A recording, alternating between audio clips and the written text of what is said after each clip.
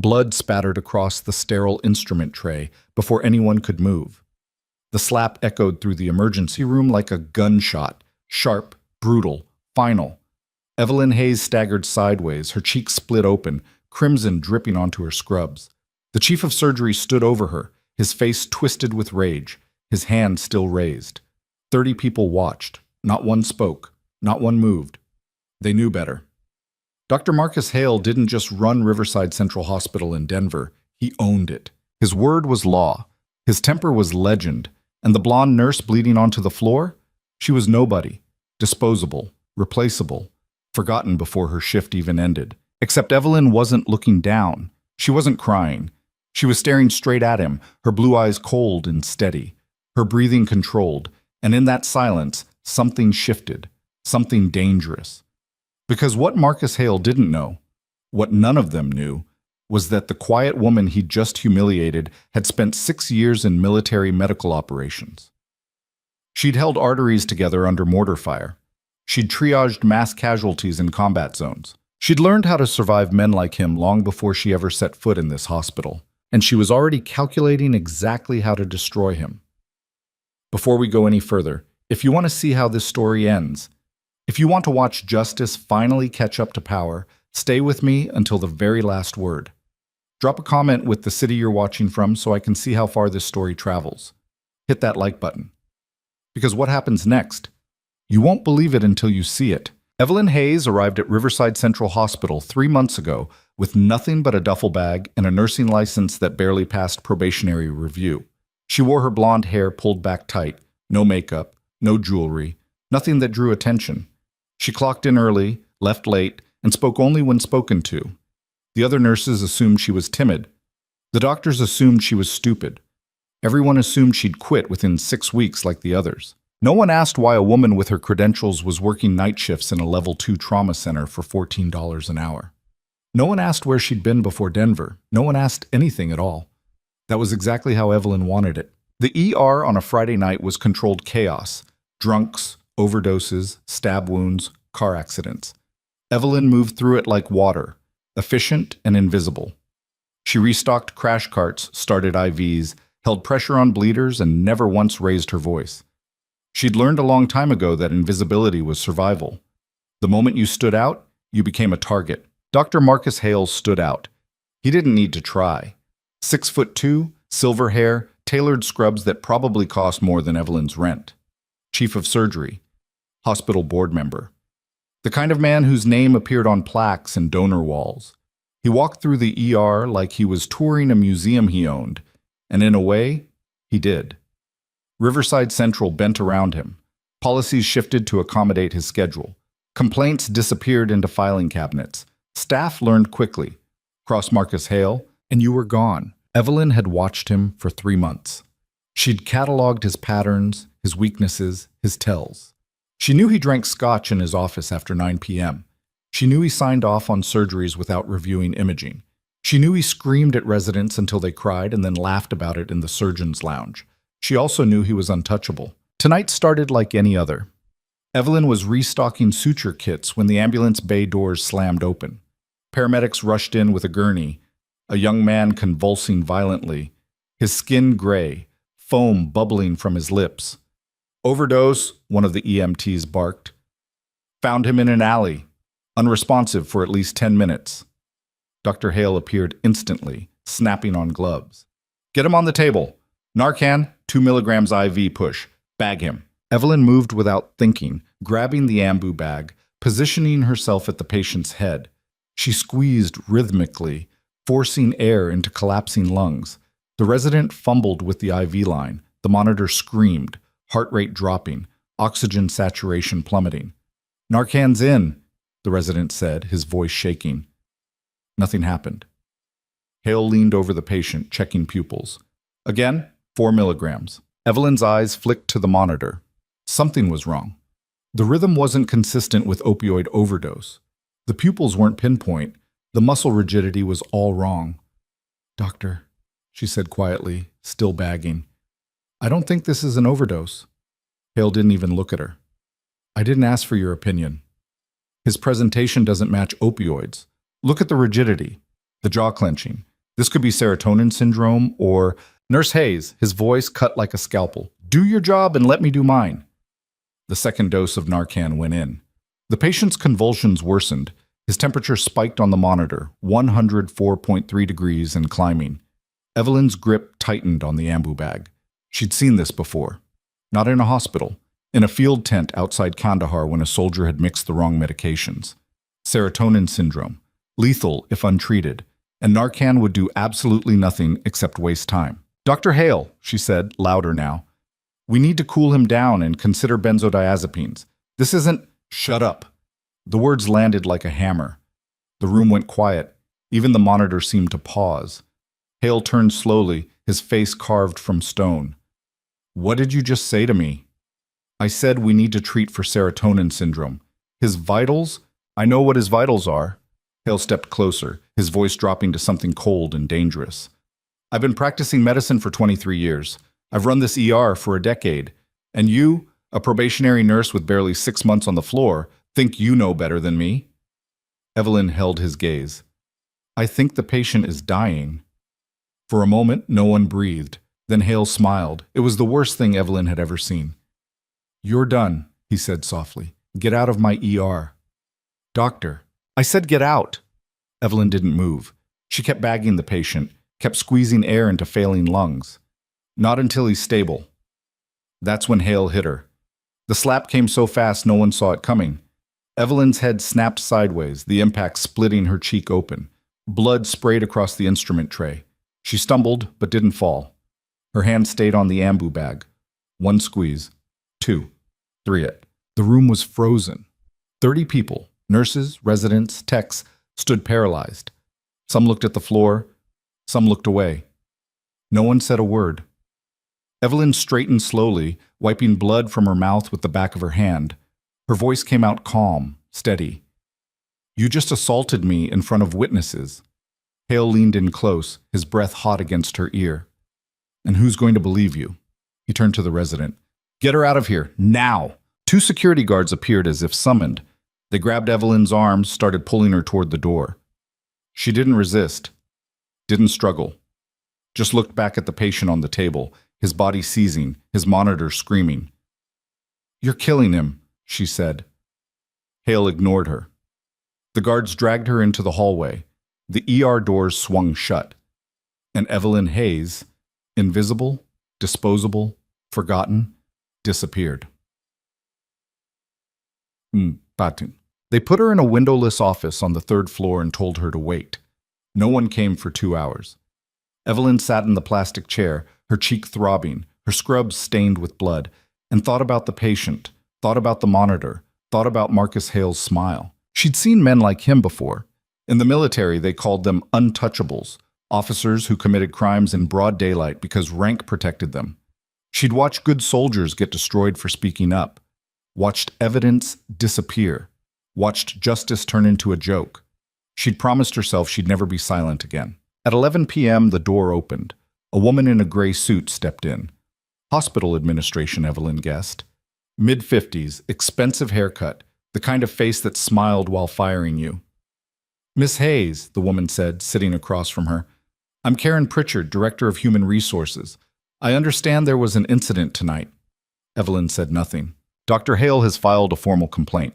He says you verbally challenged him during a critical trauma case, refused a direct order, and created a hostile work environment. He hit me. Pritchard's expression didn't change. Dr. Hale says you became hysterical and lunged at him. He restrained you in self-defense. There were 30 witnesses, none of whom corroborate your version of events. Evelyn's jaw tightened. Of course they didn't. They wanted to keep their jobs. Pritchard slid a piece of paper across the desk. This is a resignation letter. Sign it, and you'll receive 2 weeks severance. Refuse, and we'll terminate you for cause. Either way, you're done here. Evelyn stared at the paper, at the blank signature line, at the carefully worded paragraph that erased everything that had just happened. What about the patient? She asked quietly. Excuse me? The overdose case, the one Dr. Hale was treating. Is he alive? Pritchard hesitated, just for a second, just long enough. That's confidential medical information. Evelyn stood. Her chair scraped against the floor. He's dead, isn't he? Miss Hayes, he died because Hale was too arrogant to listen, and now you're covering it up. I suggest you be very careful what you say next. Evelyn picked up the resignation letter, looked at it, then tore it in half. I'm not signing. Pritchard's smile vanished. Then you leave me no choice. You're terminated effective immediately. Security will escort you out. If you return to hospital property, you'll be arrested for trespassing. I want to file a formal complaint against Dr. Hale for assault. You're welcome to try, but I promise you it won't go anywhere. 2 different security guards appeared in the doorway, bigger this time, less polite. This way, ma'am. They walked her through the hospital like a criminal, past the nurses she'd worked beside, past the residents who wouldn't meet her eyes, past the ER where Marcus Hale was probably already scrubbing in for his next case. They handed her a plastic bag with her belongings, car keys, phone, a protein bar she'd never eaten. Then they pushed her out the employee entrance into the parking lot. The door locked behind her with a final metallic click. Evelyn stood under the sodium lights, her cheeks still bleeding, her hands shaking with something that wasn't fear. She pulled out her phone, scrolled through her contacts, found the number she'd hoped she'd never have to call. It rang twice. Hayes? The voice on the other end was flat, military precise. Didn't think I'd hear from you again. I need a favor, Evelyn said. What kind? The kind that burns everything down. There was a pause, then a low chuckle. Finally, I was wondering when you'd stop playing nice. I need records, everything on Dr. Marcus Hale, personnel files, surgical outcomes, complaints, lawsuits. I need it airtight. You sure about this? Once we pull that thread, I'm sure. Copy. Give me 72 hours. The line went dead. Evelyn slipped the phone back into her pocket and walked toward her car. Her reflection caught in the glass door behind her. Blonde hair falling loose, blood on her collar, eyes cold and focused. She wasn't invisible anymore, and Marcus Hale had just made the worst mistake of his life. Evelyn spent the next 2 days in her studio apartment, icing her cheek and mapping out everything she knew. She filled 3 notebooks with timelines, incident reports, names. She cross-referenced surgical outcomes with patient complaints. She tracked down former staff members who'd quit suddenly. She built a case the way she'd been trained, methodical, detailed, airtight. On the 3rd day, a package arrived, no return address. Inside was a USB drive and a handwritten note, burn after reading. Evelyn plugged it into her laptop. What she found made her stomach turn. 17 years of complaints, 43 formal reports of abuse, harassment, and negligence. 6 wrongful death lawsuits settled out of court with NDAs. Dozens of staff members who'd been forced out for performance issues after challenging Hale. And every single report had been buried. The hospital knew. The board knew. They'd known for nearly 2 decades and done nothing because Marcus Hale brought in millions in surgical revenue and donor contributions. Evelyn leaned back in her chair, her hands trembling. She'd seen corruption before. But this was systematic, institutional, protected. Her phone buzzed. Unknown number, she answered. Yeah. Turn on the news, Channel 7. She grabbed the remote, flipped to the local station. A breaking news banner scrolled across the bottom. Riverside Central Hospital. Under investigation for patient death. The anchor's voice was crisp, professional. Federal authorities have opened an inquiry into the death of 24-year-old Daniel Morrison, who died Friday night at Riverside Central Hospital after what witnesses say was a misdiagnosed overdose. Sources close to the investigation say a nurse attempted to intervene and was forcibly removed from the ER by hospital security. Evelyn's breath caught. The screen cut to shaky cell phone footage, grainy, dark, but unmistakable. The ER. The patient seizing, and Evelyn, standing over him, arguing with someone off camera. Then the slap. The footage froze on her face, blood running down her cheek, her eyes wide with shock. The anchor continued. The nurse, whose identity has not been released, was terminated hours later. Hospital administration has declined to comment. Evelyn's phone rang again. Same number. Who leaked the footage? She asked. Does it matter? The voice was amused. You wanted to burn it down. It's burning. I didn't ask for this. No, but you needed it, and now they can't bury you. The line went dead. Evelyn stared at the screen.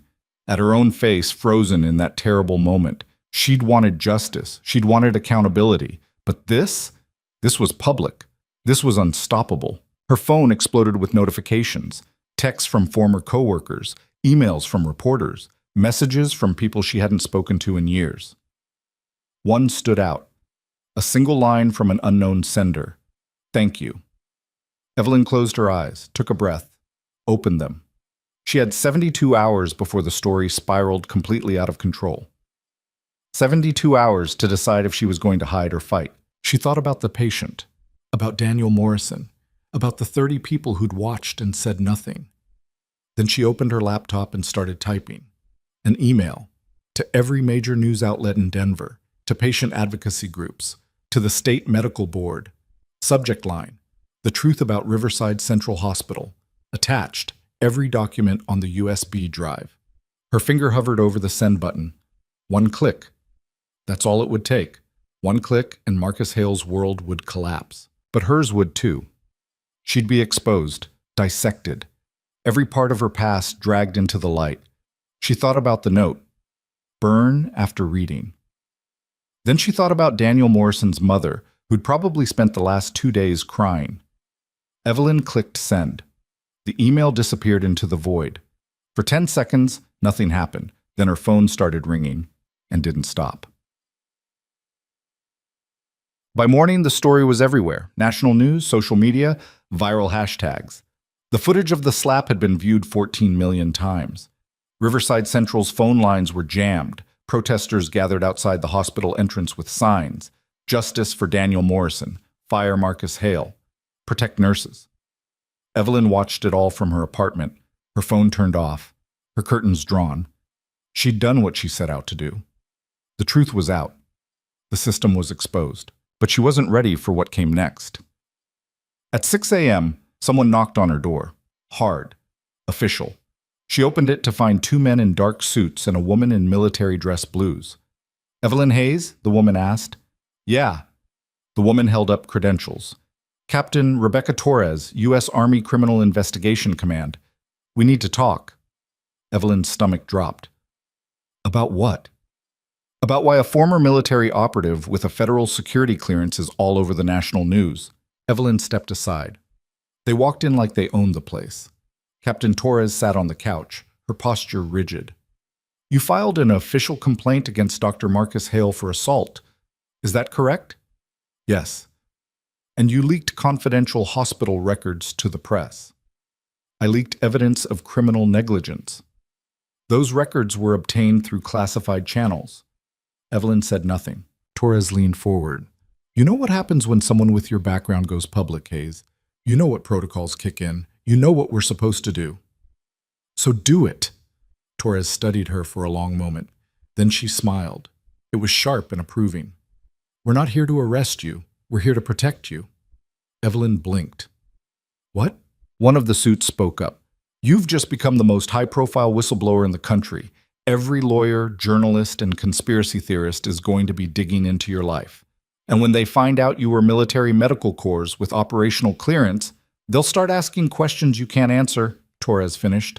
"So we're putting you under protective oversight, effective immediately." "I don't need protection." "You do now." Torres stood.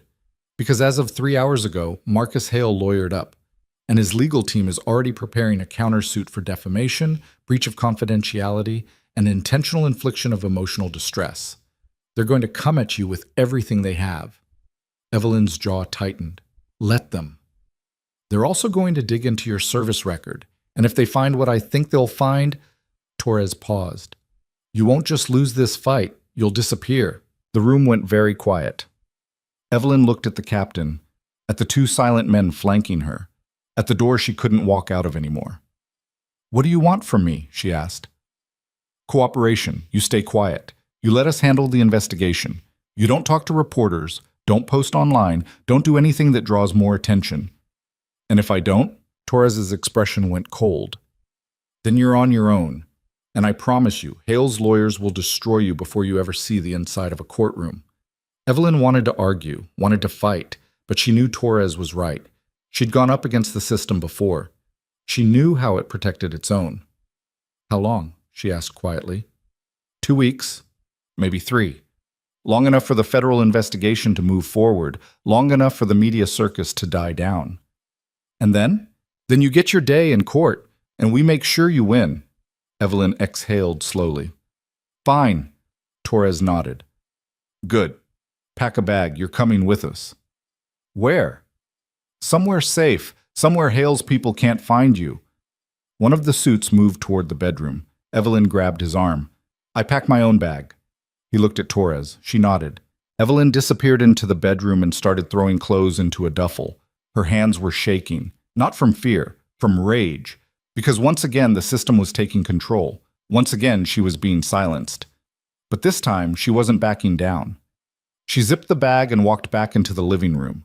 Torres was on the phone, speaking in low, clipped tones. The suits were scanning the apartment like they expected an ambush. Ready? Torres asked. Evelyn slung the duffel over her shoulder. Yeah. They walked her downstairs to a black SUV with government plates. She climbed into the back seat. The door locked automatically. As they pulled away from her building, Evelyn looked back one last time, at the apartment she'd barely lived in, at the life she'd tried to build. Then she turned forward and didn't look back again. The SUV merged into traffic, anonymous and invisible. And somewhere across the city, Marcus Hale was preparing for war. They took her to a safe house outside Denver, a nondescript ranch property surrounded by fields and fences. No neighbors, no phone signal, no way out except the way she came in. Captain Torres gave her the rules. No contact with the outside world, no internet access, no visitors, meals delivered twice a day, a military liaison checking in every morning, total isolation until the investigation concluded. Evelyn nodded through it all. Then she waited. On the third day, the liaison, a young lieutenant named Garrett, brought her breakfast and a newspaper. Thought you'd want to see this, he said, sliding it across the table. The headline made her stomach drop. Riverside Central Chief of Surgery placed on administrative leave. The article was brief. The hospital board had suspended Marcus Hale pending the outcome of the federal investigation. No charges filed, no admission of wrongdoing, just a carefully worded statement about concerns raised by recent events. Evelyn read it twice. Then she crumpled the paper and threw it across the room. Administrative leave, she said bitterly. That's it? That's justice? Garrett shifted uncomfortably. It's a start. It's a slap on the wrist. He killed someone. He assaulted me. And they're giving him paid time off. The investigation is still ongoing. Captain Torres says, I don't care what Torres says. Evelyn stood, pacing. This is exactly what they do. They stall. They delay. They wait for people to forget. And then Hale comes back like nothing happened. You don't know that. Yes, I do. She turned on him, her voice hard. I've seen this play out 100 times. The system protects itself. Always. Garrett didn't argue. He just picked up the crumpled newspaper and left. Evelyn stood alone in the kitchen, her fists clenched, her mind racing. She'd done everything right. She'd gathered evidence. She'd exposed the truth. She'd followed the rules. And it still wasn't enough. Her phone, an encrypted burner Torres had given her, buzzed on the counter. One new message. Hearing scheduled for next week. Federal prosecutors want you to testify. Torres. Evelyn stared at the screen. Testimony meant going public again. Meant putting herself in the crosshairs. Meant trusting a system that had already failed her. But it also meant Marcus Hale would have to answer for what he did. She typed back. I'll be there. The response came instantly. Good. We'll prep you starting tomorrow. Evelyn set the phone down and walked to the window. Outside, the fields stretched endlessly under a gray sky. Somewhere beyond them, the world was moving on. The news cycle was shifting. People were forgetting. But Evelyn wasn't. She pressed her forehead against the glass and closed her eyes. 7 days until the hearing. 7 days to prepare. 7 days until Marcus Hale looked her in the eye and tried to lie his way out of what he'd done. Evelyn smiled. Let him try. The prep sessions started the next morning and felt more like interrogations than preparation. Captain Torres sat across from Evelyn in the safe house's dining room, a stack of folders between them, her expression unreadable. They're going to attack your credibility, Torres said, flipping open the first folder. Every gap in your employment history, every deployment you can't talk about, Every medical decision you ever made under fire. Evelyn stared at the pages. Her own service record, redacted in so many places it looked like a crossword puzzle. Most of that's classified. Exactly. And Hale's lawyers know it.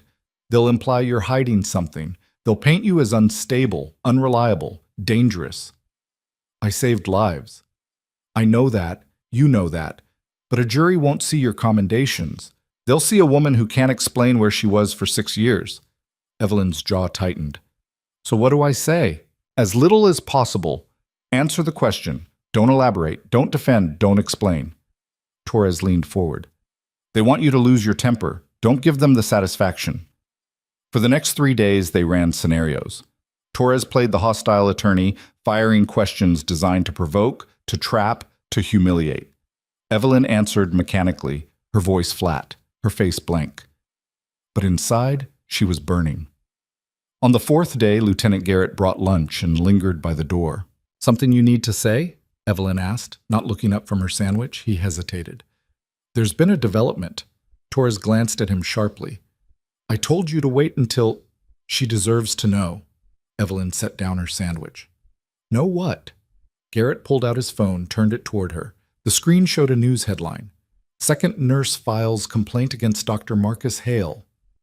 Evelyn's breath caught. The article was short. A former Riverside Central nurse named Jennifer Calloway had come forward, alleging Hale had verbally abused and physically intimidated her during a surgery 2 years ago. She'd filed a complaint at the time. It had been dismissed as unsubstantiated. Now she was talking. There's more, Garrett said quietly. He scrolled down. 3 more names. 3 more former nurses. All with similar stories. All coming forward in the past 48 hours. Evelyn looked at Torres. Did you know about this? We suspected. We didn't have confirmation until this morning. Why didn't you tell me?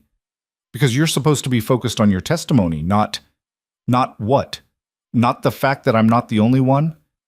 Evelyn stood, her voice rising.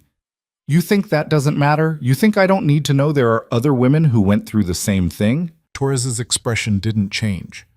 What I think is that you need to stay focused. This isn't about them. It's about you, your case, your testimony.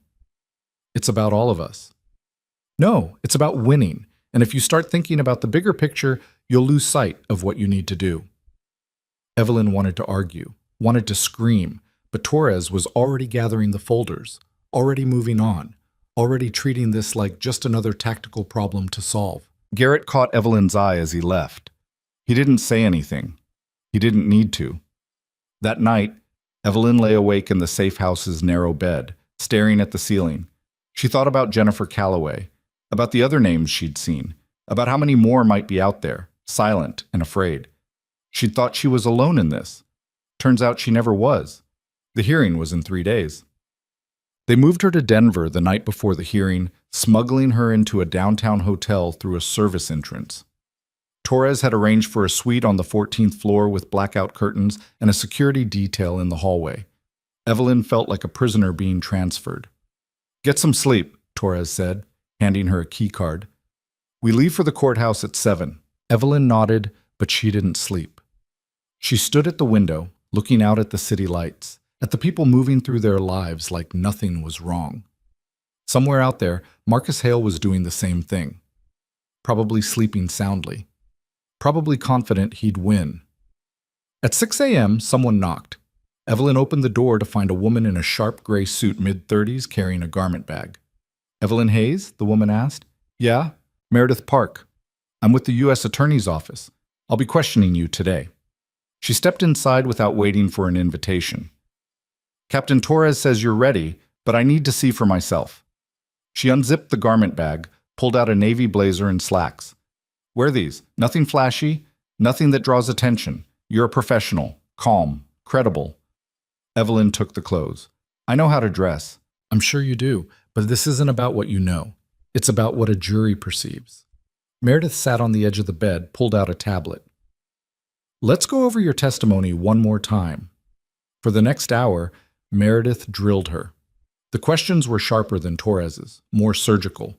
She didn't just want facts, she wanted emotion, control, precision. When he hit you, Meredith said. I need you to describe it exactly as it happened. No drama, no embellishment, just the facts. Evelyn recited it like she'd practiced. He slapped me across the face with an open hand. The impact split my cheek. I bled onto my scrubs. And how did you feel? I didn't have time to feel anything. I was focused on the patient. Meredith frowned. That's not going to work. It's the truth. The truth isn't always effective. Meredith leaned forward. I need the jury to see you as a victim. Someone who was hurt. Someone who was scared. I wasn't scared. Then lie. Evelyn stared at her. Excuse me? You heard me. This isn't about truth. It's about narrative. And if you walk in there like some stoic soldier who doesn't flinch, they're going to think you're cold, unfeeling, maybe even deserving of what happened. That's insane. That's reality. Meredith stood, her voice hardening. Marcus Hale's lawyers are going to paint you as aggressive, insubordinate, a troublemaker. The only way to counter that is to show vulnerability, to let them see you were hurt. Evelyn's fists clenched. I was hurt. Then show it. The words hung in the air between them. Meredith checked her watch. We leave in 15 minutes. Get dressed. And for the love of everything, do not lose your temper on the stand. She left without another word. Evelyn stood alone in the suite, staring at the navy blazer. She wanted to throw it across the room, wanted to walk out, wanted to tell Meredith Park exactly where she could shove her narrative. But she didn't. Because losing her temper meant losing the case. And losing the case meant Marcus Hale walked free. She put on the suit. The federal courthouse was a fortress of marble and steel, surrounded by protesters and news crews. Evelyn climbed out of the SUV with Torres and Meredith flanking her like bodyguards. Cameras flashed. Reporters shouted questions. Security pushed them back. Inside, the building was cold and echoing. Their footsteps clicked on polished floors as they moved through metal detectors and checkpoints. Evelyn's heart was pounding, but her face stayed blank. They reached a small conference room. Meredith gestured for Evelyn to sit. The hearing starts in 20 minutes. You'll be called as the first witness. Hale's lawyers will cross-examine after my questions. Do not engage with them. Do not argue. Answer the question and stop talking. Evelyn nodded. Torres stepped closer. You good? Yeah. You don't look good. I'm fine. Torres studied her for a long moment, then squeezed her shoulder once. Go make him pay. They left her alone. Evelyn sat in the silence, her hands folded on the table, her breathing controlled. She thought about Daniel Morrison, about Jennifer Calloway, about every nurse who'd been screamed at, humiliated, silenced. A bailiff appeared in the doorway. Miss Hayes, we're ready for you. Evelyn stood, smoothed her blazer, walked into the courtroom. The room was smaller than she'd expected. Dark wood, high ceilings, rows of seats filled with reporters, hospital staff, strangers. And at the defense table, Marcus Hale. He looked exactly the same. Tailored suit, silver hair perfectly styled, calm, confident, untouchable. He didn't look at her. Evelyn took the witness stand. The bailiff asked her to raise her right hand. Do you swear to tell the truth, the whole truth, and nothing but the truth? I do. She sat. The courtroom settled into silence. Meredith Park stood, her expression composed. Please state your name for the record. Evelyn Hayes. And your occupation? I was a registered nurse at Riverside Central Hospital. Was? I was terminated 3 weeks ago. Meredith nodded. Miss Hayes, can you describe what happened on the night of March 17th? Evelyn took a breath. Then she began. She described the overdose case, the patient's symptoms, her attempt to intervene, Hale's refusal to listen, the slap, the blood, the termination. She kept her voice steady, her words precise, no emotion, no drama, just facts. Meredith walked her through every detail, extracting testimony like a surgeon removing shrapnel. When she finished, she thanked Evelyn and sat down. Then the defense attorney stood. His name was Richard Brennan, and he looked like he'd been built in a lab to intimidate witnesses. 6'4", gray beard, eyes like chips of ice. Miss Hayes, he began, his voice smooth, you have an interesting employment history. Evelyn said nothing. You worked at Riverside Central for only 3 months before this incident. Is that correct? Yes. And before that, I was unemployed. For how long? 6 months. And before that? Meredith stood. Objection. Relevance. The judge glanced at Brennan. Counselor? Your Honor, the witness's background is directly relevant to her credibility. Overruled. Answer the question, Miss Hayes. Evelyn met Brennan's eyes. I was in the military. Doing what? Medical Corps. Can you be more specific? No. Brennan raised an eyebrow. Why not? The details are classified. A murmur ran through the courtroom. Brennan smiled slightly. Classified, he repeated. How convenient. Objection, Meredith said sharply. Withdrawn. Brennan circled closer. Miss Hayes, isn't it true that you were dishonorably discharged? Evelyn's stomach dropped. No. Then how were you discharged? Honorably. Medical separation. Medical separation, meaning you were injured? Yes. What kind of injury? Meredith shot to her feet. Your Honor, this is completely irrelevant and an invasion of privacy. Brennan turned to the judge. The defense has a right to explore the witness's mental and physical fitness, particularly given her claim that she was assaulted while performing her duties. The judge frowned. I'll allow it, but tread carefully, counselor. Brennan turned back to Evelyn. What kind of injury, Miss Hayes? Evelyn's hands clenched in her lap. Traumatic brain injury. Another murmur, louder this time. A brain injury, Brennan said slowly. And yet you're working as a nurse in a high-stress trauma center. Doesn't that seem unwise? I was fully cleared for duty. By whom? Military Medical Board. And you have documentation of this clearance? Evelyn hesitated. The documentation existed, but it was buried in her service file, most of which was classified. I can obtain it, she said, but you don't have it with you today. No. Brennan nodded as if this confirmed something. Miss Hayes, how many concussions have you had? Objection! Meredith's voice was steel. This is harassment. Your Honor, sustained. Move on, Mr. Brennan. But the damage was done. Evelyn could see it in the faces of the jury. Doubt, suspicion. The seed had been planted. Brennan changed tactics. Let's talk about the night in question. You claim Dr. Hale struck you. He did strike me. And there were witnesses? 30 people. 30 people. And yet not one of them corroborated your story when hospital administration investigated. Why do you think that is? Because they were afraid. Afraid of what? Of losing their jobs. Or perhaps they didn't corroborate your story because it didn't happen the way you claim. Evelyn's voice hardened. It happened exactly the way I said. You were terminated for insubordination, were you not? I was terminated for speaking up, for refusing a direct order from a superior, for trying to save a patient's life. Brennan's smile widened. A patient who died despite your intervention. Evelyn's nails dug into her palms. He died because Dr. Hale refused to listen. Or he died because his condition was untreatable, because he'd overdosed on multiple substances and arrived too late for any intervention to matter. That's not true, isn't it? The toxicology report shows lethal levels of fentanyl, methamphetamine, and alcohol. Even if Dr. Hale had followed your suggestion, the patient would have died. Evelyn's chest tightened. She hadn't seen the full toxicology report, hadn't known about the methamphetamine. She started. You assumed you knew better than a surgeon with 23 years of experience. You challenged his authority in the middle of a crisis. And when he removed you from the situation, you became hysterical. I was not hysterical. You lunged at him. That's a lie. Is it? Because Dr. Hale's statement says you physically confronted him, that he restrained you in self-defense. He hit me. He defended himself against an aggressive subordinate with a history of traumatic brain injury and erratic behavior. Evelyn stood abruptly. That's not what happened.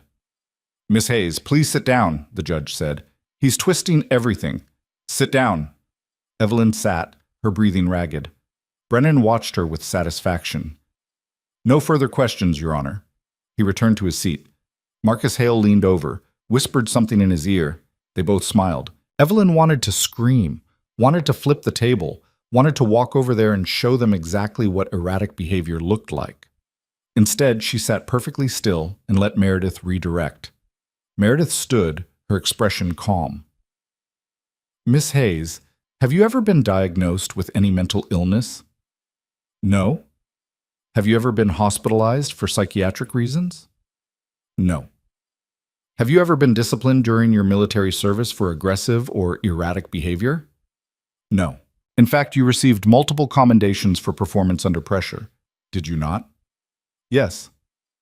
And your traumatic brain injury, did it affect your ability to perform your duties as a nurse? No, I was fully cleared. Meredith nodded. Thank you. Nothing further. The judge looked at Evelyn. You may step down. Evelyn stood on shaking legs and walked back to the gallery. Torres met her at the gate, guided her out of the courtroom into the hallway. The moment the doors closed, Evelyn leaned against the wall, her hands trembling. You did fine, Torres said. He destroyed me in there. He tried. You held your ground. The jury thinks I'm crazy. The jury hasn't decided anything yet. Torres checked her phone. We have a break. Hale's team is calling their first witness after lunch. Evelyn closed her eyes. Who? Karen Pritchard, the HR director. Of course. The woman who'd tried to force her to resign. The woman who'd protected Hale for years. Evelyn pushed off the wall. I need air. You can't leave the building. Then I need something. Coffee, water, I don't care. Torres pointed toward a vending machine down the hall. Evelyn walked toward it, her mind still replaying Brennan's questions. The way he'd turned her injury into a weapon. The way he'd made her sound unstable. She fed coins into the machine, punched the button for water. The bottle dropped with a hollow thunk. Miss Hayes. She turned. A woman stood a few feet away, late 20s, dark hair pulled back in a bun. She looked familiar, but Evelyn couldn't place her. Do I know you? Evelyn asked. The woman glanced around nervously. I'm Sarah Vega. I'm a nurse at Riverside Central. Evelyn's hand tightened on the water bottle. You shouldn't be talking to me. I know, but I had to. Sarah stepped closer, her voice dropping. What you did, coming forward, it was brave. Didn't feel brave in there. It was. And you should know you're not wrong. About Hale, about any of it. Evelyn studied her. Were you there that night? Sarah nodded. I saw him hit you. I saw everything. Then why didn't you say anything? Sarah's eyes filled with tears. Because I have student loans, because my mom has cancer and I'm helping pay for treatment, because I can't afford to lose my job. Evelyn's anger deflated. She understood. Of course she understood. I'm sorry, Sarah whispered. I know that doesn't help, but I'm so sorry. Before Evelyn could respond, Sarah turned and disappeared into the crowd. Evelyn stood alone in the hallway, the water bottle cold in her hand. 30 witnesses. And only one had the courage to apologize. She walked back to Torres, who was on her phone, her expression tense. What? Evelyn asked. Torres lowered the phone. We have a problem. What kind of problem? Hale's team just submitted new evidence. Medical records showing you were treated for PTSD during your military service. Evelyn's blood went cold. That's classified. They can't. They did. And the judge is allowing it. How? How did they even get access? Torres's jaw tightened. I don't know, but we're about to find out. They returned to the courtroom. Evelyn sat in the gallery, her heart pounding. Meredith Park was at the prosecution table, her face tight with anger. The judge entered. Everyone stood. Be seated, the judge said. He looked at Brennan. Counselor, I've reviewed your submission. Where did you obtain these medical records? Brennan stood. Through a Freedom of Information Act request, Your Honor. The records were declassified last week. Meredith shot to her feet. That's impossible. Military medical records don't get declassified without proper authorization, Brennan finished. Which we obtained. Everything is in order. The judge frowned.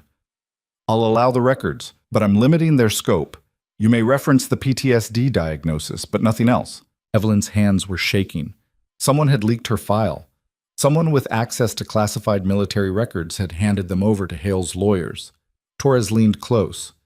Did you tell anyone about the PTSD? No, it was 15 years ago. I did 6 months of therapy and was cleared for duty. Doesn't matter. They're going to use it to destroy you. The afternoon session began. Karen Pritchard took the stand, polished and professional. She testified that Evelyn had been a problematic employee from the start. Late to shifts, argumentative, resistant to feedback. All lies. Brennan asked about the night of the incident. Pritchard described Evelyn as hysterical and combative. She said Hale had acted in self-defense. She said the hospital had conducted a thorough investigation and found no evidence of wrongdoing. More lies. Meredith cross-examined, but Pritchard was slippery. She deflected. She reframed. She made it sound like Riverside Central was the victim and Evelyn was the aggressor. When Pritchard stepped down, Brennan called his next witness, Dr. Marcus Hale. Evelyn's breath stopped. Hale walked to the stand with the confidence of a man who'd never lost anything. He was sworn in, sat down, and smiled at the jury. Brennan began gently. Dr. Hale, how long have you been practicing medicine? 23 years. And your specialty? Trauma surgery. In your career, how many lives would you estimate you've saved? Hale paused, as if calculating. Thousands. The jury leaned forward, already charmed. Brennan walked him through his credentials, his awards, his publications. He painted Hale as a hero, a dedicated physician, a man who'd devoted his life to saving others. Then he asked about Evelyn. Dr. Hale, can you describe your interaction with Miss Hayes on the night of March 17th? Hale's expression turned somber. It was a difficult situation. We had a critical patient, and I was focused on saving his life. Miss Hayes began questioning my treatment plan in the middle of the resuscitation. I asked her to step back and let me work. She refused. What happened next? She became increasingly agitated. She started shouting. I tried to de-escalate, but she lunged at me. Evelyn's nails dug into her palms. I put my hand up to protect myself, Hale continued. Unfortunately, she moved into my hand and struck her face. It was an accident. I never intended to hurt her. The lie was so smooth, so practiced, Evelyn almost believed it herself. Brennan nodded sympathetically. And after the incident? I was horrified. I immediately called for assistance and tried to check on her, but she became more combative. Security had to intervene. Did you file a complaint? Only after she refused to resign quietly. I didn't want to ruin her career, but I couldn't allow her to continue working in an environment where she posed a risk to patients and staff. Evelyn wanted to vomit. Brennan finished his questions. Meredith stood for cross-examination. Dr. Hale, she began, how many complaints have been filed against you during your career? Hale blinked. I'm not sure. A few, perhaps. It's not uncommon in this field. Would it surprise you to learn the number is 43? Hale's smile faltered. I'd need to see the documentation. Meredith pulled out a folder. I have it right here. 43 formal complaints spanning 17 years, verbal abuse, intimidation, inappropriate conduct, all dismissed by hospital administration. Those complaints were investigated and found to be without merit, or they were buried. Meredith stepped closer. Isn't it true that you've cultivated relationships with hospital leadership specifically to protect yourself from accountability? Objection, Brennan said. Speculation. Sustained. Meredith changed direction. Dr. Hale, you testified that Miss Hayes struck her face on your hand. Is that correct? Yes. Which hand? Hale hesitated. My right hand. And you were standing where? To her left. Meredith walked to the witness stand, positioned herself to Hale's left. So you raised your right hand like this? She demonstrated. Yes. And she moved into it. Yes. Meredith smiled. Dr. Hale, if Miss Hayes was standing to your left and you raised your right hand, your palm would have been facing away from her. The only way she could have struck her face on your hand is if you turned your palm toward her and swung. The courtroom went silent. Hale's face flushed. It happened very fast. I may have misremembered the details. Or you may have lied. Objection! Withdrawn. Meredith returned to her table. No further questions. The judge adjourned for the day. Evelyn walked out of the courtroom in a daze. Torres caught her arm. That was good, she said. Meredith got him. It's not enough. It's a start. They exited through a side door to avoid the press. The SUV was waiting. Evelyn climbed in, her mind spinning. Torres sat beside her. We'll regroup tonight, prepare for tomorrow. What happens tomorrow? Character witnesses, people who've worked with Hale. We're hoping... Torres's phone rang. She answered, listened, her expression darkening. When? She asked. Then, are you sure? She hung up. What? Evelyn asked. Torres looked at her. Jennifer Calloway just recanted her statement. Evelyn's stomach dropped. What? She called the U.S. Attorney's Office 20 minutes ago. Said she made the whole thing up. Said she was pressured by media attention and regrets coming forward. That's insane. She was telling the truth. Doesn't matter. She recanted. And the other 3 nurses? They're withdrawing their complaints too. Evelyn stared at her. Someone got to them. We don't know that. Yes, we do. Hale's team threatened them, paid them off. Something. Torres didn't argue. The SUV pulled away from the courthouse. Evelyn watched the city blur past, her chest tight. 4 women. 4 voices. All silenced. And tomorrow, Marcus Hale would walk into that courtroom more confident than ever, because the system always protected its own. Evelyn didn't sleep that night. She sat in the hotel suite with the lights off, staring at her phone, reading the news alerts as they rolled in. Jennifer Calloway's recantation was everywhere. The other nurses had released a joint statement claiming they'd been caught up in media hysteria and apologized for any confusion. Confusion.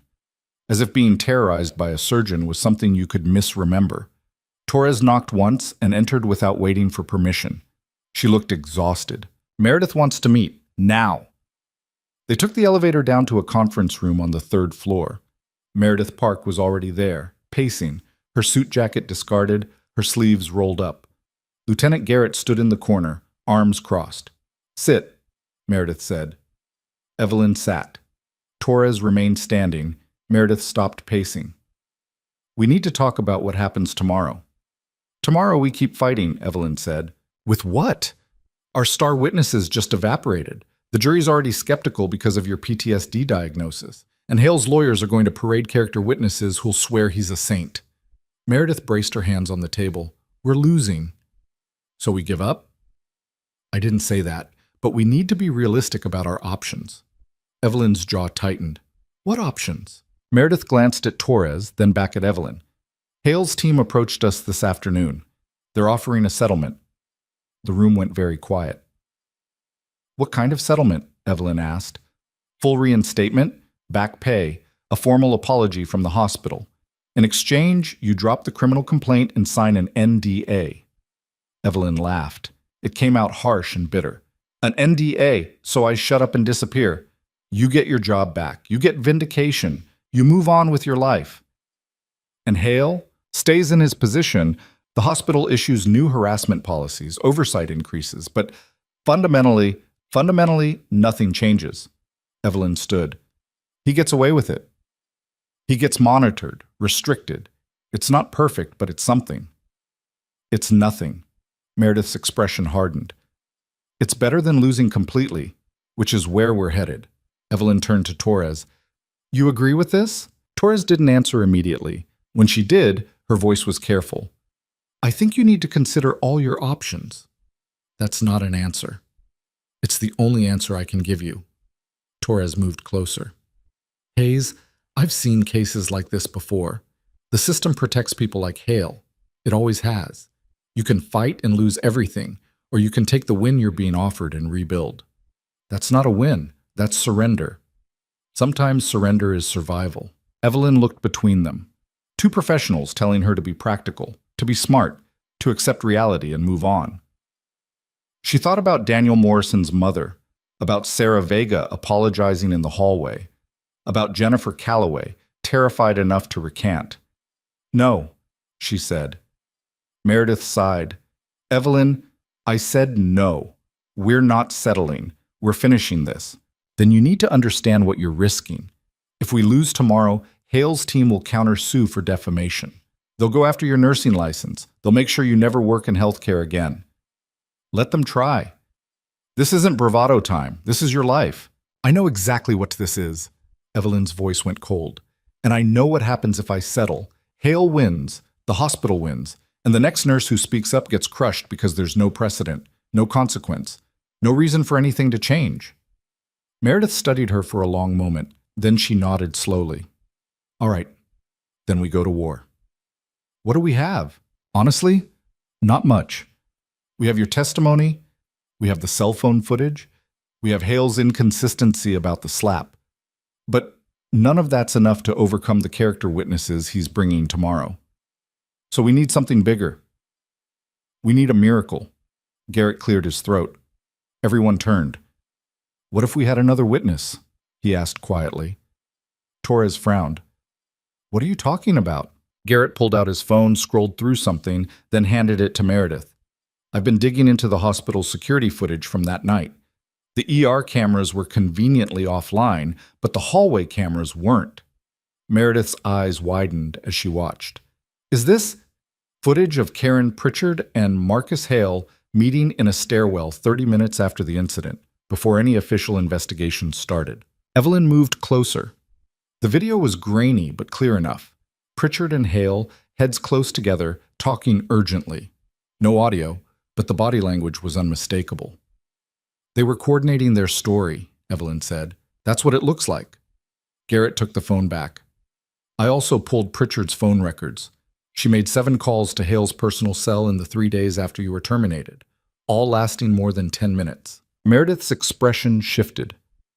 That's conspiracy. Witness tampering. If we can prove they coordinated to cover this up, we can flip the whole narrative, Torres finished. Make this about institutional corruption instead of one bad incident. Do we have enough to subpoena the phone records? Evelyn asked. We have enough to create reasonable doubt, Meredith said, which is all we need. She looked at Garrett. How did you get this footage? He hesitated. Does it matter? It matters if Hale's lawyers can get it thrown out. It won't be thrown out. I went through proper channels. Took longer, but it's clean. Meredith nodded. Then we use it tomorrow, first thing. Wait, Evelyn said. If we play this card too early, they'll have time to explain it away. We need to save it. Use it when they think they've won. Torres raised an eyebrow. You've done this before. Not in a courtroom, but same principles apply. Meredith considered. She's right. We let Hale's team present their character witnesses. Let them build him up. Then we tear it down with evidence of conspiracy. And if the judge doesn't allow it, then we're back where we started. But if it works, Meredith's smile was sharp. We bury them. They spent the next 3 hours preparing. Meredith rehearsed her questions. Garrett made copies of the footage and phone records. Torres coordinated with federal investigators to ensure the evidence chain was documented. Evelyn sat in the corner and watched them work.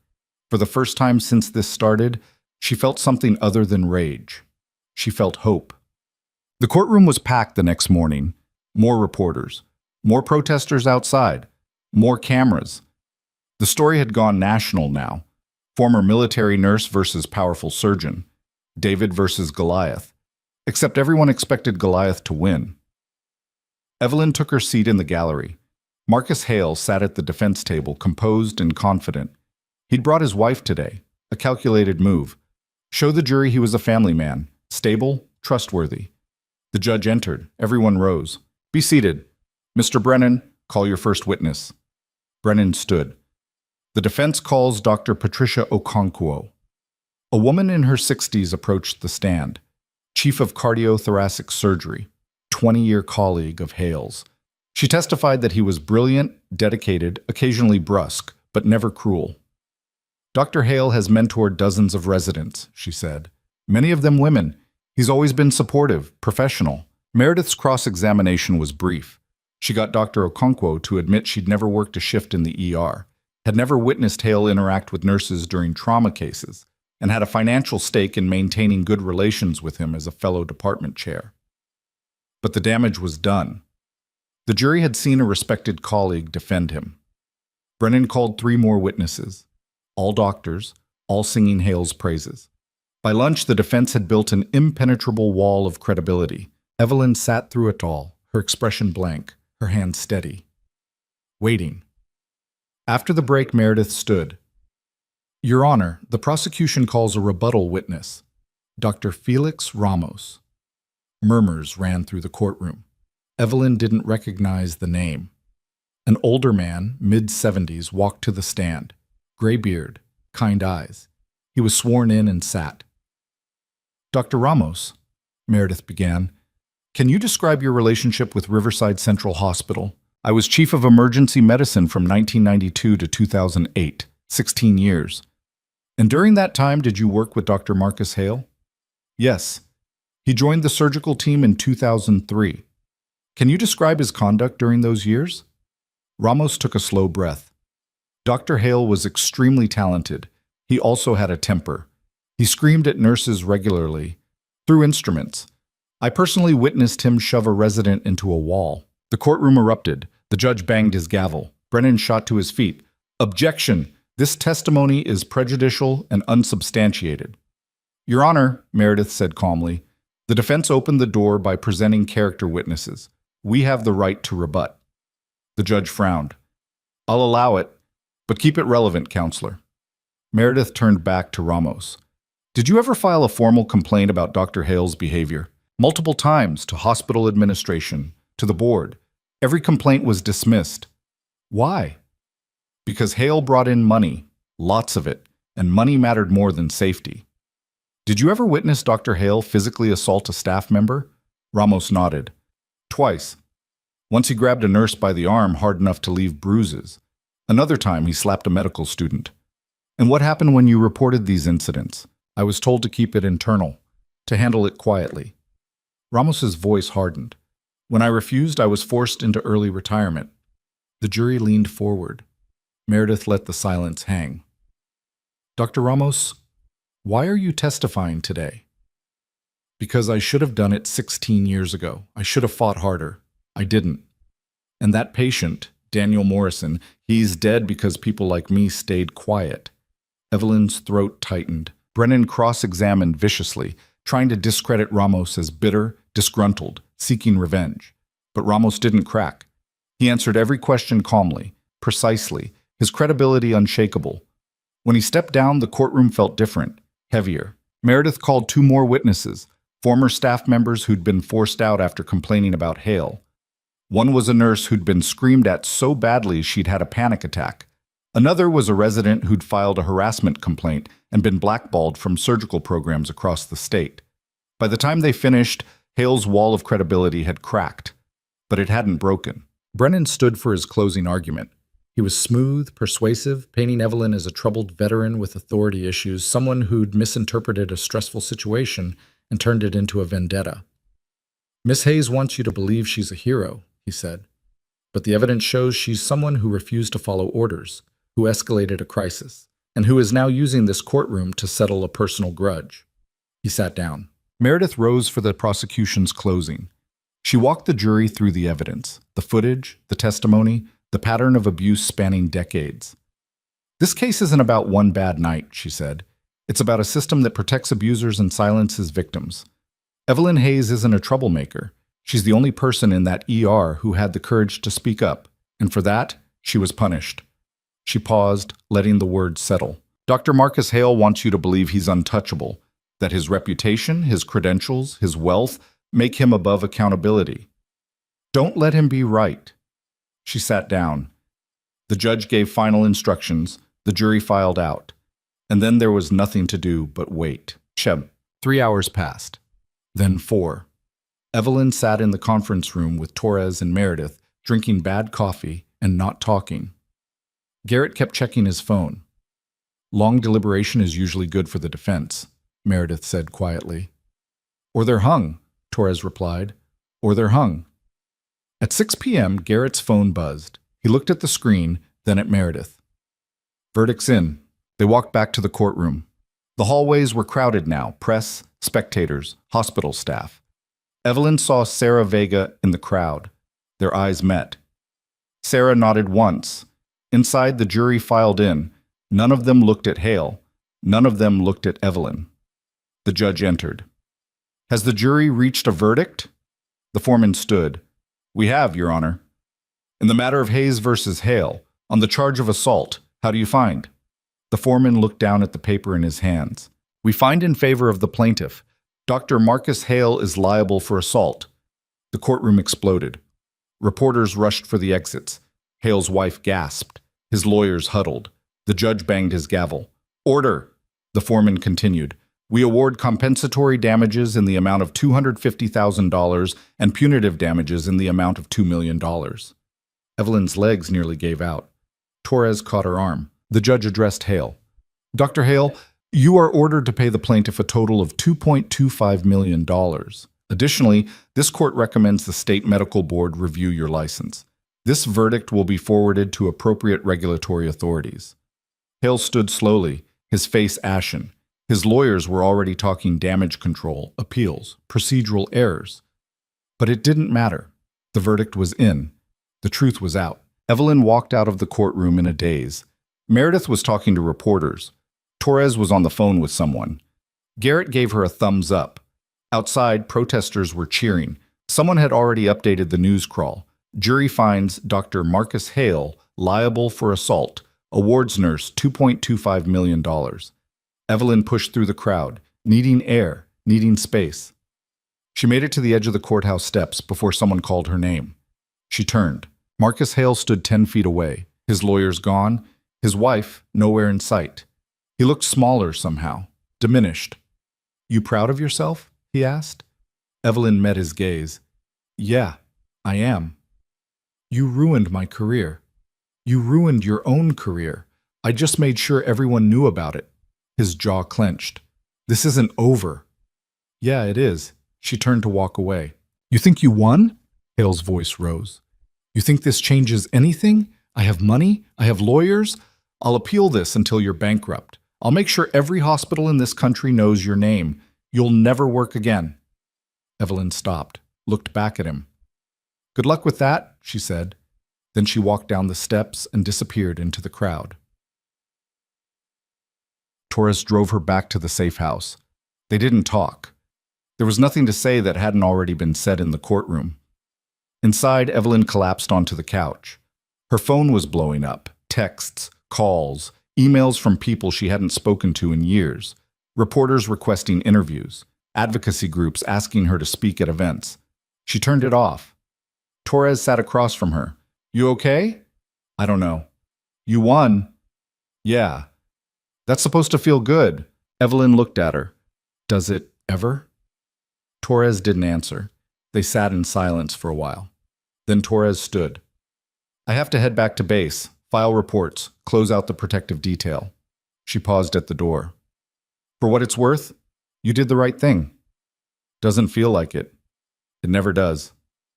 Torres left. Evelyn sat alone in the safe house as the sun set, the room growing dark around her. She thought about Daniel Morrison, about Jennifer Calloway, about all the nurses who'd stayed silent because speaking up meant losing everything. She'd won in court. But the system that protected Hale was still intact. The hospital was still operational. The culture hadn't changed. Winning one case didn't fix any of that. Her phone buzzed. She'd forgotten to turn it all the way off. One new email. Subject line? You need to see this. No sender name. No signature. Just a link. Evelyn hesitated. Clicked it. It opened to a private server. Encrypted, password protected. But whoever sent it had included credentials. She logged in. What she found made her blood run cold. Files, hundreds of them. Internal hospital documents, financial records, communication logs. And at the center of it all, a pattern. Riverside Central wasn't the only hospital protecting abusive doctors. There were 6 others in the network, all owned by the same parent corporation, all with the same buried complaints, all with the same NDAs and settlements and forced resignations. It wasn't just Marcus Hale. It was institutional, systematic, a machine designed to protect profit over people. And someone had just handed her the blueprints. Evelyn scrolled through the files, her hands shaking. Personnel records showing doctors transferred between hospitals after assault allegations. Financial statements showing settlements paid from slush funds. Email chains between executives discussing reputation management. At the bottom of the directory was a single video file. She clicked it. The video was dark, shot from a security camera in what looked like a conference room. Date stamp, 2 weeks ago. 5 people sat around a table, hospital executives, corporate lawyers, someone Evelyn didn't recognize. The audio was muffled but audible. "Can't let the Hayes case set precedent," one of the lawyers said. "If she wins, every nurse with a grudge will think they can sue." "Then we make sure she doesn't win," another voice replied. "And if she does?" A pause. Then the unidentified person leaned forward into the light. Evelyn's stomach dropped. It was Richard Brennan, Hale's defense attorney. "If she wins," Brennan said, "we make her disappear." The video ended. Evelyn stared at the blank screen, her heart pounding. Someone had been recording corporate strategy meetings. Someone had access to privileged communications. Someone had just given her evidence of conspiracy, witness tampering, and what sounded like a direct threat. Her phone rang. Unknown number. She answered. "Who is this?" "Someone who thinks you should finish what you started." The voice was distorted, digitally altered. "Check your email. Everything you need is there." "Who are you?" "Does it matter? You wanted justice. There it is." "This is illegal. If I use this, then use it carefully. Or don't use it at all. But know that if you walk away now, they win. Completely." The line went dead. Evelyn sat in the dark, the laptop screen glowing in front of her. She thought about Torres telling her to be smart, about Meredith warning her about the risks, about every person who'd told her to take the settlement and disappear. She looked at the files, at the evidence of a conspiracy that went far beyond one surgeon's temper. Then she opened a new email and started typing. Subject line: "You're going to want to see this." Recipient: every major news outlet in the country. Her finger hovered over send. One click. That's all it took. One click and the entire system would collapse. Hospitals shut down. Executives arrested. Doctors stripped of licenses. But she'd also be painting a target on her back. Whoever sent her these files had made it clear. The people involved were willing to make her disappear. Evelyn thought about Daniel Morrison, about Jennifer Calloway, about Sarah Vega apologizing in the hallway, about 30 people who watched her get hit and said nothing. She clicked send. The email disappeared into the void. For 10 seconds, nothing happened. Then her laptop screen went black. New message appeared. Upload failed. Server connection lost. Evelyn's blood went cold. She tried to resend. Nothing. Tried to access the files. Access denied. Someone had cut her off remotely. She slammed the laptop shut, grabbed her phone, started dialing Torres. The door to the safe house burst open. 3 men rushed in. Not military, not police. Private security. One grabbed her phone, another yanked the laptop away, the third pulled her to her feet. "Evelyn Hayes," the first man said, "you're coming with us."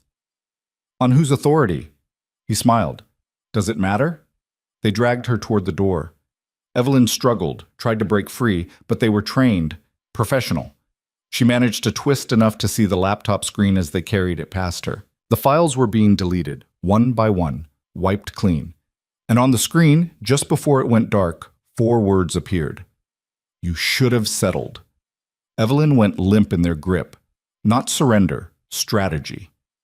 The men relaxed fractionally, their training telling them a compliant target was a controlled target.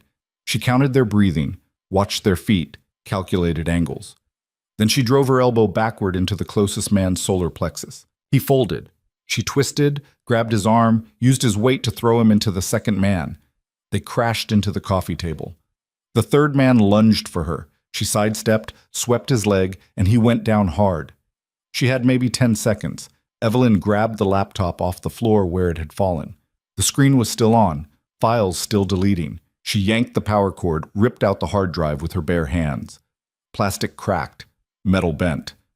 But the drive came free. The first man was back on his feet, reaching for something at his hip. Evelyn didn't wait to see what it was. She threw the laptop at his face and ran. Out the door, across the gravel driveway, into the darkness beyond the safe house perimeter. Behind her, voices shouted. Footsteps pounded. A vehicle engine roared to life. Evelyn sprinted across the field, her lungs burning, the hard drive clutched in her fist. No phone, no backup, no idea where she was going, just forward, away. Headlights swept across the field. The vehicle, a black SUV, cut through the grass, closing the distance. Evelyn veered toward a tree line ahead. If she could reach cover. The SUV angled to cut her off. She wasn't going to make it. So she stopped running, turned, faced them. The SUV screeched to a halt 20 feet away. Doors opened. The three men climbed out, moving slower now, cautious. She'd already proven she wasn't helpless. The lead man stepped forward. "Give us the drive." Evelyn held it up. "This? The evidence of conspiracy? Witness tampering? Corporate murder? You don't know what you're dealing with." "I know exactly what I'm dealing with. The question is whether you do." The man's hand drifted toward his waistband. "Last chance." Evelyn looked past him, at the SUV's headlights, at the darkness beyond. Then she smiled. "You should have checked if I came alone." The man frowned, started to turn. Floodlights erupted from the tree line, military-grade, blinding. Vehicles roared out of the darkness. Not police cruisers. Military Humvees. 6 of them, forming a perimeter around the SUV. Soldiers poured out, weapons raised, voices sharp with command. "On the ground! Now!" The 3 men froze. Slowly, they dropped to their knees, hands behind their heads. Captain Torres stepped out of the lead Humvee, her expression carved from stone. She walked straight to Evelyn. "You okay?" Evelyn nodded, still catching her breath. Torres turned to the men on the ground. "Who sent you?" Silence. "I asked you a question." More silence. Torres pulled out her phone, made a call. "Yeah, it's me. We have them. Bring the van." She hung up, looked at Evelyn. "How did you know?" "I didn't. I hoped." "Hoped what?" "That you were still watching." Torres almost smiled. "We never stopped. You think we'd let you sit in a safe house without surveillance?" The second those men breached the perimeter, we mobilized. "The files. We have them. Garrett pulled a remote back up the moment you logged into that server. Everything you saw? We saw it too." Evelyn's legs nearly gave out. "You mean, we have it all. The corporate emails, the financial records, the video of Brennan." Torres's expression went hard. "And now we have the people stupid enough to try silencing you." A black van pulled up. Military police climbed out, started loading the 3 men inside. One of them, the lead man, looked back at Evelyn. "This isn't over," he said. Torres stepped between them. "Yeah, it is." The van door slammed shut. It drove away into the darkness. Evelyn turned to Torres. "What happens now?" "Now, we finish what you started." Watching. They took her to a federal facility outside Denver. Concrete walls, armed guards. The kind of place that didn't officially exist. Torres led her through security checkpoints into a conference room where Meredith Park and Lieutenant Garrett were waiting. Meredith looked up from a laptop. "You scared the hell out of us." "Wasn't my first choice," Evelyn said. "Sit. We need to debrief." Evelyn sat. Garrett slid a folder across the table. "This is everything we pulled from the server before it was wiped," he said. 6 hospitals, 43 doctors with active complaints, 217 settlements in the past decade, all buried, all protected. Evelyn opened the folder. The first page showed a corporate flowchart. Riverside Central was just one branch of a massive healthcare conglomerate called Ascent Medical Group. The CEO's name was typed at the top, Victoria Brennan. Evelyn looked up. "Brennan? As in Richard Brennan?" "His sister," Meredith said. "She's been CEO for 12 years, and she's the one orchestrating the cover-ups." "How do we prove it?" Meredith turned her laptop around. On the screen was the video Evelyn had seen. The conference room, the executives, Richard Brennan's voice saying, "Make her disappear." "This is enough to start a criminal investigation," Meredith said. "Conspiracy. Obstruction of justice, possibly worse. What about the men who grabbed me?" "Private security contractors," Torres said. "Hired by a shell company that traces back to Ascent Medical. They're already talking. Apparently loyalty doesn't extend to felony kidnapping charges." Evelyn leaned back in her chair. "So we have them. We have evidence. That's not the same as conviction." Meredith closed the laptop. "Victoria Brennan has resources, lawyers, political connections. She's going to fight this with everything she has. Then we fight harder. That's the plan. But you need to understand, the moment we go public with this, it's going to explode. Federal investigation, congressional hearings, national media. Your face will be everywhere." Evelyn had already accepted that. What do you need from me? Your testimony, again. But this time, it's not just about Marcus Hale. It's about exposing an entire system. When? Tomorrow. We're filing charges first thing in the morning. Federal prosecutors want you on record before Ascent Medical's lawyers can start burying evidence. Torres stood. Get some sleep. You're going to need it. Evelyn wanted to laugh. Sleep. As if that was possible. But she nodded. Let them lead her to a small room with a cot and a locked door. She lay down fully clothed and stared at the ceiling. Somewhere in Denver, Victoria Brennan was probably doing the same thing. Strategizing, planning her defense, preparing to destroy anyone who threatened her empire. Evelyn closed her eyes. Let her try. The charges were filed at 9 a.m. By 9:30, the story had broken nationally. By 10, Ascent Medical Group's stock had dropped 18%. By noon, protesters were outside their corporate headquarters in Chicago. Evelyn watched it unfold on a television in the federal building's break room. She'd given her testimony 2 hours ago. 4 federal prosecutors, recording everything, asking questions that peeled back every layer of the conspiracy. Now there was nothing to do but wait. Meredith walked in, holding 2 cups of coffee. She handed one to Evelyn. Victoria Brennan just released a statement, Meredith said. What's it say? That she's shocked and appalled. That she had no knowledge of any cover-ups. That she's launching an internal investigation and cooperating fully with authorities. Evelyn took a sip of coffee. It was terrible. She's lying. Of course she's lying, but she's good at it. Meredith sat down. Her lawyers are already filing motions to suppress the video evidence, claiming it was obtained illegally. Was it? Technically? No. Whoever sent it to you had legitimate access, but proving that is going to be complicated. What about the men who tried to grab me? 2 of them lawyered up, but the third one, the lead guy, he's talking, says he was hired by a contractor named David Reeves. Reeves works directly for Ascent Medical's security division, which means Victoria Brennan ordered it. That's the theory, but Reeves is denying everything, says he went rogue, acting on his own initiative. Evelyn set down her coffee. They're going to sacrifice him to protect her. Probably, unless we can prove a direct connection. The television changed to live coverage. A reporter stood outside Riverside Central Hospital where a crowd had gathered. Signs reading "Justice for Daniel Morrison" and "Shut it down" filled the frame. It's spreading, Meredith said quietly. Good. Is it? Because the angrier people get, the harder Ascent Medical's going to push back. They've already filed a defamation suit against you. $5 million. Evelyn didn't even blink. Let them. Evelyn, they're trying to scare me. It's not going to work. Meredith studied her. You know this is never going to end, right? Even if we win.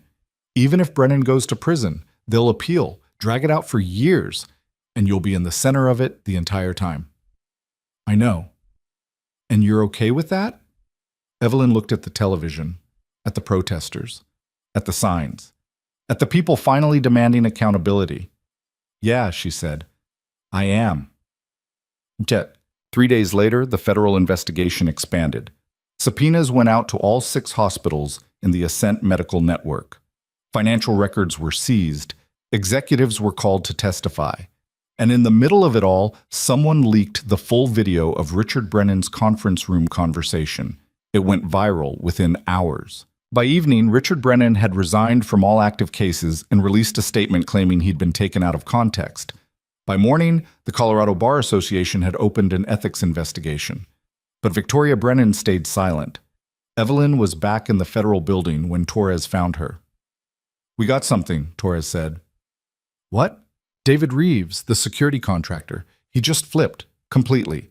Says he has emails directly from Victoria Brennan authorizing surveillance on you, approving enhanced containment measures. Evelyn's pulse quickened. That's it. That's the connection.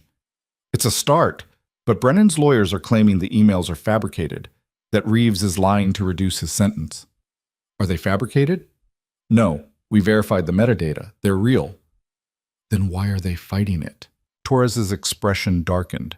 Because Victoria Brennan just hired the most expensive legal team in the country, former federal prosecutors, Supreme Court clerks, people who know every loophole, every procedural trick. They're going to make this as painful as possible. How long? Until we can bring formal charges? Months, maybe longer. Evelyn wanted to scream. And what am I supposed to do until then? Stay alive, stay out of sight. Let us build the case. I'm not hiding. Then you're a target.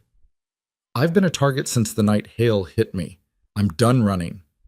Torres didn't argue. She just handed Evelyn a phone. New number, encrypted. Call me if anything happens. Anything. She left. Evelyn stood alone in the hallway, the phone heavy in her hand. She thought about going back into hiding, about disappearing until the trial was over. Then she thought about Daniel Morrison, about Sarah Vega, about Jennifer Calloway. She slipped the phone into her pocket and walked toward the exit. The next morning, Evelyn did something she hadn't done in weeks. She went back to Riverside Central Hospital, not as an employee, not as a defendant, as a visitor. Security didn't stop her. The nurses at the front desk barely looked up. She walked through the halls like a ghost, invisible again, exactly how she used to be.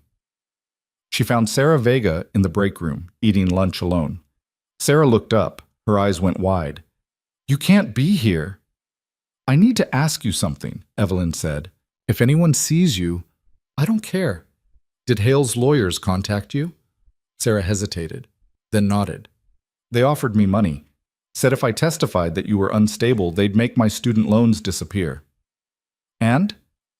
I said no. Evelyn sat down across from her. Why? Because you were right, about all of it. Sarah's voice cracked. I should have spoken up that night. I should have backed you. I didn't. And that patient died because none of us had the guts to do what you did. You're doing it now. It's too late. No, it's not. Evelyn leaned forward. The federal investigation is happening. They're going after everyone. Hale, Brennan, the entire hospital network. But they need witnesses. People who worked here. Who saw what happened. Sarah shook her head. I can't. I'll lose my job.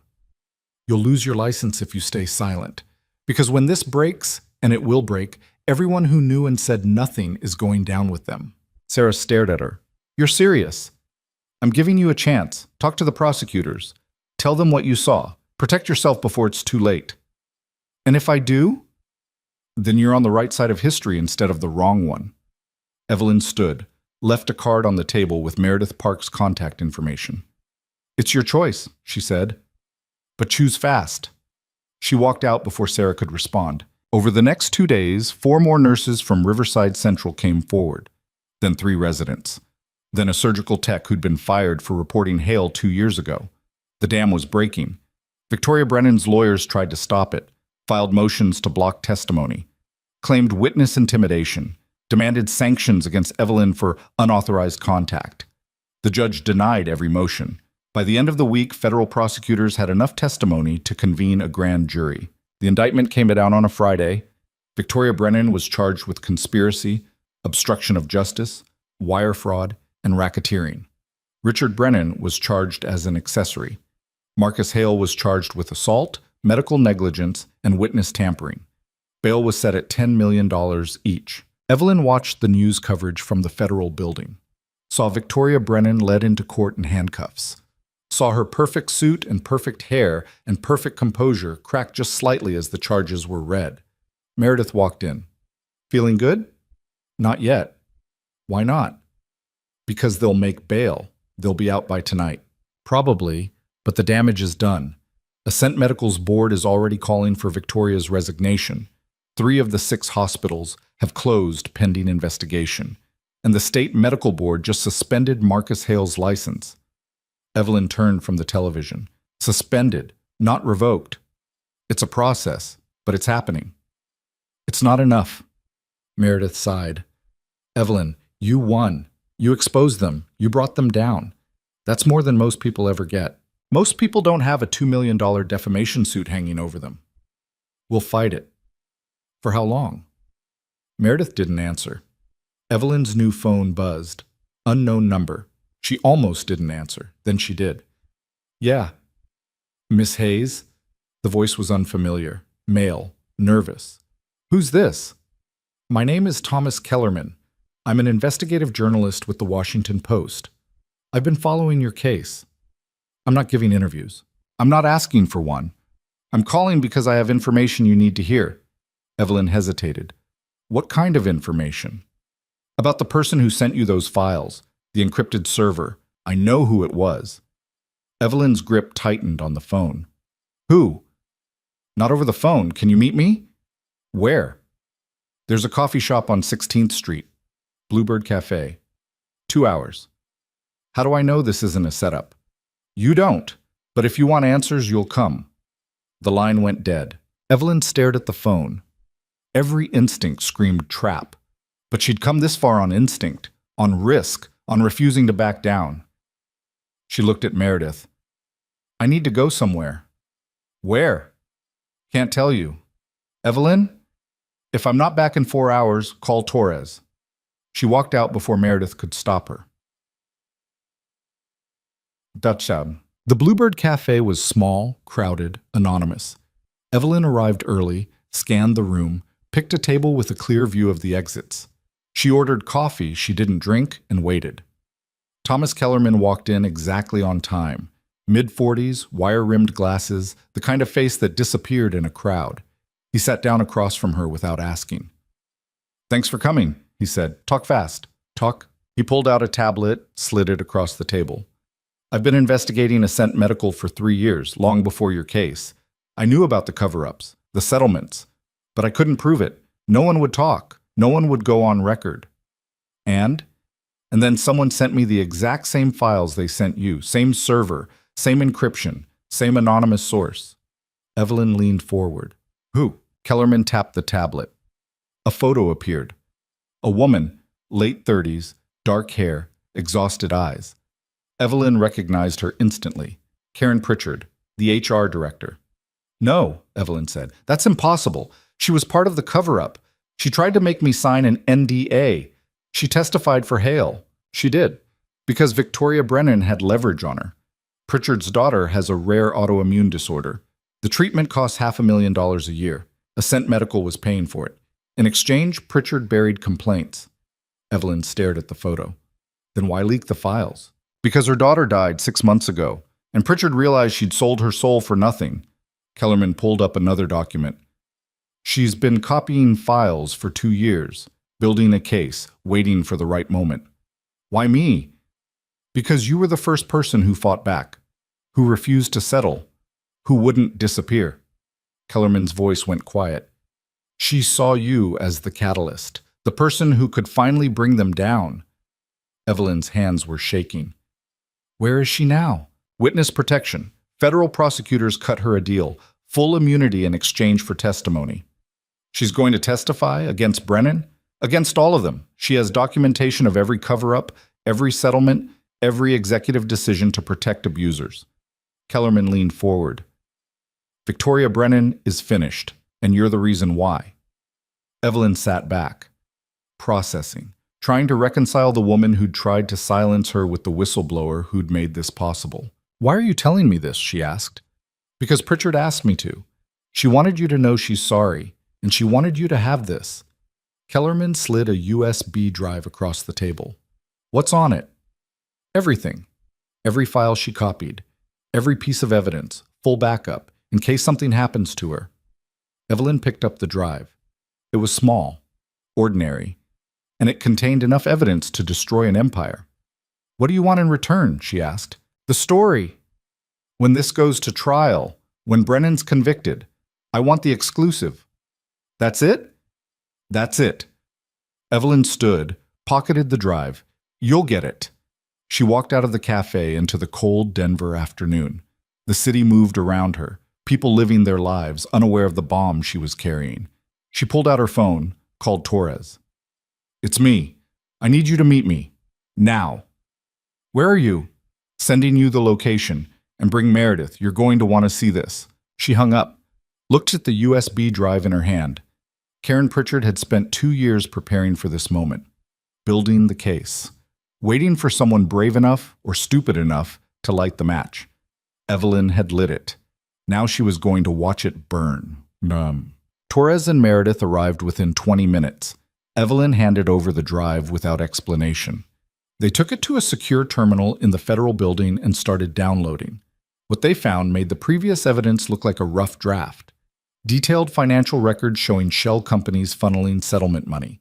Email chains between Victoria Brennan and hospital executives coordinating witness intimidation. Recorded phone calls discussing how to neutralize problem employees. And at the center of it all, a spreadsheet. 217 settlements, each one listed by name, date, amount, and hospital. Next to each entry was a code. Resolved or pending.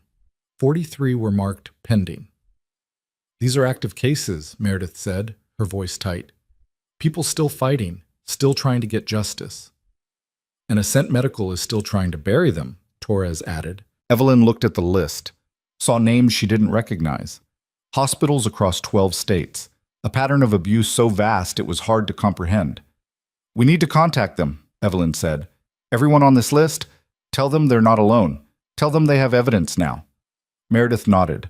"I'll coordinate with the federal prosecutors. Get victim advocates involved. This is bigger than just our case now." "How long until we can use this at trial?" "Victoria Brennan's arraignment is in 2 weeks. If we can get this evidence authenticated by then, she's done," Torres finished. Evelyn looked at the screen, at the spreadsheet, at the names. "Good. Brian." The next 2 weeks moved like a freight train. Federal prosecutors worked around the clock authenticating the files. Karen Pritchard gave 12 hours of testimony behind closed doors. One by one, the 43 pending cases were contacted. 32 agreed to join a class action lawsuit. Ascent Medical's stock crashed. The board forced Victoria Brennan to step down as CEO. 3 executives resigned. 2 committed suicide. And Marcus Hale's license was permanently revoked. Evelyn watched it all from a distance, giving statements when asked, staying out of the spotlight when possible. She didn't celebrate, didn't gloat, just waited. The arraignment came. Victoria Brennan entered a plea of not guilty. Her lawyers requested a change of venue, claiming she couldn't get a fair trial in Denver. The request was denied. Trial was set for 6 months out. Evelyn stood outside the courthouse afterward, watching Brennan climb into a car surrounded by lawyers and bodyguards. Their eyes met for just a second. Brennan's expression was ice, pure hatred. Then the car door closed and she was gone. Meredith walked up beside Evelyn. "You okay?" "Yeah." "You don't look okay." "I'm tired." "You've been tired for 2 months." Evelyn turned to her. "What happens now?" "Now we wait. Prepare for trial. Build the case." "And me? You try to live your life, find some normalcy." Evelyn laughed bitterly. "Normalcy, right." Meredith's expression softened. "You did it, Evelyn. You exposed them. You won. Then why doesn't it feel like winning?" "Because it never does." "Not really." Meredith touched her shoulder. "But it matters. What you did matters." She walked away. Evelyn stood alone on the courthouse steps. People moved past her, reporters, lawyers, protesters, a world that had moved on to the next crisis. Her phone buzzed, text from an unknown number. "Thank you." KP Karen Pritchard. Evelyn stared at the message, thought about typing a response, thought about asking questions, thought about everything that had led to this moment. Instead, she deleted it, started walking. She didn't know where she was going, just away, forward, somewhere that wasn't here. Her phone rang. Torres. "Yeah? We have a problem." Evelyn stopped walking. "What kind?" "Marcus Hale just posted bail. He's out." Evelyn's blood went cold. "I thought his bail was revoked." "It was reinstated on appeal. His lawyers argued he wasn't a flight risk." "Where is he now?" "Unknown. He left the detention center 2 hours ago. We're trying to locate him, but..." A car screeched to a halt beside Evelyn. She turned. Marcus Hale sat in the driver's seat, his face gaunt, his eyes hollow. He was holding a gun. "Get in," he said. Evelyn looked at the gun, then at Hale.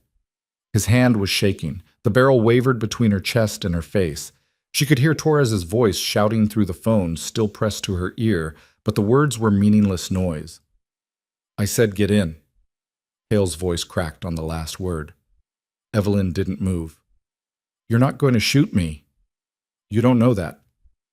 Yeah, I do, because you're not a killer. You're just a coward who hits people when they can't hit back. His finger twitched on the trigger. For a second, Evelyn thought she'd miscalculated. Then his hand dropped slightly. You destroyed my life, he said. No, you did that yourself. Everything I built, gone. My career, my reputation. My family won't even look at me. Good. The gun came back up. Get in the car or I swear. Or what? You'll shoot me in broad daylight in front of witnesses? Evelyn gestured around them. People were already stopping, staring, pulling out phones. Go ahead, give them more evidence. Hale's face twisted. You think you won. You think you're some kind of hero. I think I'm the person who finally said enough. I saved thousands of lives. And you destroyed dozens. That math doesn't work in your favor. His eyes were wet now, desperate. I was a good doctor. You were a talented surgeon. That's not the same thing. The gun was shaking so badly Evelyn wondered if it would go off by accident. She could hear sirens in the distance. Someone had called the police. She had maybe 90 seconds before the situation went from bad to catastrophic. She took a step forward. Stay back. You want to shoot me? Do it. But we both know you won't, because that requires courage, and you've never had that. Another step. I'm warning you. You've been warning people your whole career, threatening, intimidating, making them afraid. Evelyn was close enough now to touch the gun. I'm not afraid of you anymore. Nobody is. Hale's hand dropped completely. The gun clattered to the pavement. He slumped over the steering wheel, his shoulders heaving with sobs. Evelyn picked up the gun, ejected the magazine, cleared the chamber. Empty. It had never been loaded. Police cars screeched to a halt around them. Officers poured out, weapons drawn, shouting commands. Evelyn raised her hands, the disassembled gun parts visible. He's unarmed, she called out. It's over. They pulled Hale from the car, cuffed him, shoved him into a cruiser. He didn't resist, didn't speak, just stared at nothing as they drove him away. Torres appeared out of nowhere, grabbing Evelyn's shoulders. Are you hurt? No. What the hell were you thinking? He had a gun. It wasn't loaded. You didn't know that. Yeah, I did. Evelyn looked at the police cruiser disappearing down the street. He came here to scare me, to make himself feel powerful one last time. But he couldn't even do that right. Torres's grip loosened. You're either the bravest person I've ever met or the most reckless. Can't it be both? Despite everything, Torres almost smiled. Come on, we need to get you checked out. I'm fine. Hospital, now, non-negotiable. Evelyn let herself be led to an ambulance. Paramedics checked her vitals, asked questions she answered mechanically. The adrenaline was fading now, leaving her hollow and exhausted. Meredith arrived, her face pale. Jesus Christ, Evelyn. I'm okay. You're not okay. You just had a gun pointed at your face. Wasn't the first time. Meredith sat beside her in the ambulance. Hale's going back to jail. Bail revoked. Federal prosecutors are adding armed intimidation to the charges. He wasn't armed. He had a gun. It wasn't loaded. Doesn't matter. Intent counts. Meredith's voice softened. You could have been killed. But I wasn't. That's not the point. Evelyn looked at her. Then what is? The point is you matter. Your life matters. And throwing yourself in front of guns, empty or not, isn't heroic. It's just stupid. Evelyn didn't argue. She was too tired. They released her an hour later with instructions to rest. Torres drove her back to a new safe house, a different location, better security. She walked inside, locked the door, and finally allowed herself to collapse. She didn't cry, couldn't, just sat on the couch in the dark and tried to remember what winning was supposed to feel like. Her phone buzzed. Text from an unknown number. You okay? SV Sarah Vega. Evelyn typed back, Yeah, I saw the news. That was insane. Yeah, you're braver than I'll ever be. Evelyn stared at the message. Brave. Everyone kept using that word, like what she'd done was some noble choice instead of the only option she could live with. She typed, I'm just tired of being afraid. Sarah's response came immediately. Me too. That's why I'm testifying. You showed me it's possible. Evelyn set down the phone, closed her eyes.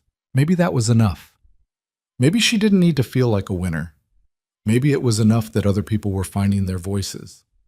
She fell asleep on the couch, fully clothed, and didn't dream. Until Marcus Hale's bail was revoked permanently. The judge called him a clear danger to public safety. His wife filed for divorce. His adult children released a statement condemning his actions. The medical community issued formal apologies and promised reform. None of it brought Daniel Morrison back. The trial date for Victoria Brennan was moved up. Federal prosecutors argued that the mounting evidence and public pressure justified an expedited timeline. The judge agreed. 3 months later, jury selection began. Evelyn sat in the gallery every day. She didn't testify this time. She'd already given her deposition, and the prosecutors had stronger witnesses. Karen Pritchard took the stand and methodically dismantled every defense Brennan's lawyers tried to construct. The financial records were damning. The emails were worse. The recorded phone calls were devastating. On the 8th day of testimony, one of Brennan's own executives flipped, took a plea deal in exchange for testifying against her, described in detail how she'd ordered surveillance, approved payoffs, and personally threatened employees who spoke up. The jury deliberated for 6 hours. Guilty on all counts. The courtroom erupted. Reporters rushed out. Victims in the gallery cried. Victoria Brennan sat motionless, her face blank, as the judge read the verdict. Sentencing was set for 30 days later. Evelyn walked out of the courthouse into a wall of cameras and questions. She pushed through without answering, found Torres waiting by the car. "You want to say something?" Torres asked. "To the press?" "No." "You sure? This is your moment." "It's not about me." Torres studied her. "When did you get so humble?" "When I realized this was never about winning, it was about stopping them from hurting anyone else." They drove in silence back to the safe house. Evelyn had been living there for 3 months now. It felt less like protection and more like exile. "What happens when the sentencing is done?" Evelyn asked. "You go back to your life." "What life? I don't have a job. I don't have an apartment. I've got $2 million I haven't touched because it feels like blood money." "It's not blood money. It's justice." "Justice doesn't pay rent." Torres pulled into the driveway. "What do you want, Hayes?" Evelyn didn't answer right away. She'd been asking herself that question for months. What did she want? Vindication? She had that. Revenge? Brennan was going to prison. Peace? That felt impossible. "I want to make sure this doesn't happen again," she said finally. "How?" "I don't know yet." Torres nodded. "Then figure it out. You've got 30 days. Evelyn spent those 30 days thinking, planning, researching. She reached out to victim advocacy groups, talked to lawyers specializing in healthcare whistleblower cases, connected with the 32 plaintiffs from the class action lawsuit. An idea started forming, rough at first, then clearer. She called Meredith. "I need your help," Evelyn said. "With what?" "Starting a foundation. For healthcare workers who experience abuse, legal support, financial assistance, mental health resources. A network, so nobody has to fight alone the way I did." Meredith was quiet for a moment. "That's a big undertaking." "I know. It'll take years to build, years of fundraising, advocacy, legal battles." "I know. And you're sure this is what you want, after everything you've been through?" Evelyn looked around the safe house, at the temporary life she'd been living, at the person she'd become. "I'm sure." "Then let's do it." They started drafting incorporation papers that night. Evelyn used half of the settlement money as seed funding. The rest she set aside for operational costs. Meredith brought in her legal network. Torres connected them with military veteran organizations. Within 2 weeks, they had a board. Within 4, they had nonprofit status. Within 6, they had their first case. A nurse in Michigan who'd been fired for reporting sexual harassment. They won. The second case came a month later, then a third, then 10 more. The foundation, named the Daniel Morrison Healthcare Advocacy Project, grew faster than Evelyn had anticipated. Media coverage helped. Donations poured in. Healthcare workers reached out from across the country, sharing stories, asking for help. Evelyn worked 18-hour days, answering emails, coordinating legal teams, speaking at conferences, testifying before state legislatures about healthcare worker protection laws. She was exhausted, overwhelmed, And for the first time in her life, she felt like she was exactly where she was supposed to be. Victoria Brennan's sentencing hearing fell on a cold morning in late November. The courtroom was packed. Evelyn sat in the front row, flanked by Sarah Vega and 3 other nurses from Riverside Central, who'd finally agreed to speak publicly. The judge entered. Everyone rose. Brennan was led in wearing an orange jumpsuit, her hands cuffed. She looked smaller somehow, diminished. The power she'd wielded for so long had evaporated the moment the jury convicted her. The judge reviewed the case, listed the charges, noted the severity of the crimes.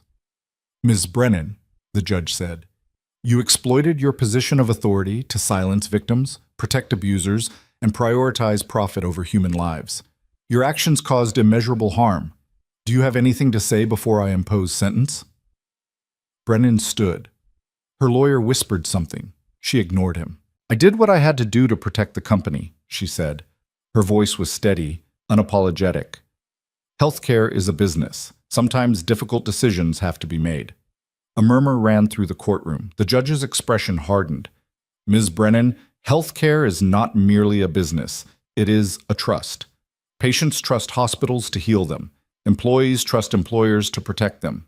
You violated that trust in the most egregious way possible." Brennan's jaw tightened, but she didn't respond. The judge continued, "I hereby sentence you to 23 years in federal prison. You will be eligible for parole after serving a minimum of 17 years. Additionally, you are ordered to pay restitution in the amount of $47 million to the victims of your conspiracy." The gavel came down. Brennan's face went white. Her lawyers immediately filed notice of appeal. But it didn't matter. She was led away in handcuffs, and this time there was no bail, no freedom, just decades in a cell. Outside the courthouse, reporters swarmed. Evelyn stood on the steps with Sarah, Meredith, and Torres. "Miss Hayes," a reporter called out, "how do you feel about the verdict?" Evelyn looked at the cameras, at the microphones, at the people waiting for her to say something profound. "I feel like justice happened," she said. "Not perfectly, not completely, but it happened, and that's more than most people get." "What's next for you?" "I'm going to keep fighting, for everyone who can't fight for themselves." "Do you think this case will change the healthcare industry?" Evelyn paused. "I hope so. But hope isn't enough. We have to make them change. Hold them accountable. Refuse to stay silent." She stepped back from the microphones. "Let the other survivors speak. Let their voices be heard." An hour later, she was sitting in a quiet coffee shop across from Torres. "You did it," Torres said. "We did it. Don't downplay this. You started it. You refused to quit. You made this happen." Evelyn shrugged. "Feels weird calling it a victory when so many people got hurt along the way." "That's because you're human. You feel the cost." Torres leaned back. "But don't forget what you accomplished. Brennan's in prison. Hale lost everything. Ascent Medical is being dismantled. And 43 pending cases just got justice because of you. And hundreds more are still out there, suffering in silence. So you helped them. That's what the foundation is for." Evelyn nodded, took a sip of coffee.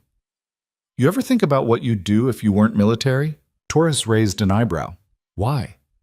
"Because the foundation needs someone who understands operations, strategy, someone who doesn't take crap from anyone." "You offering me a job?" "I'm offering you a mission." Torres considered. "I've got 2 years left on my contract. Offer stands when you're ready." They shook hands. 6 months later, Evelyn stood in the lobby of a newly renovated office building in downtown Denver. The brass plaque beside the elevator read, "Daniel Morrison Healthcare Advocacy Project." The space was small but functional. 8 desks, a conference room, a reception area staffed by a former nurse who'd been forced out of her hospital for reporting unsafe staffing ratios. Evelyn walked through, checking details, making sure everything was ready for tomorrow's official opening. Sarah Vega appeared in the doorway. "You ready for this?" "No," Sarah laughed. "Good. Means you're taking it seriously." They'd hired Sarah as a case coordinator 3 months ago. She'd quit her job at Riverside Central. The hospital had been sold to a new management company and was slowly rebuilding its culture, but Sarah couldn't stay. Too many bad memories. "How many people confirmed for tomorrow?" Evelyn asked. 42. Journalists, donors, healthcare workers. and 3 state legislators who want to talk about protection laws. That's good? That's overwhelming, Evelyn smiled. Yeah, that too. Her phone buzzed. Text from Meredith. Court just finalized the class action settlement, $127 million total, divided among 32 plaintiffs. Evelyn showed Sarah the message. That's life-changing money for those people, Sarah said quietly. It won't bring back the years they lost, but it's something.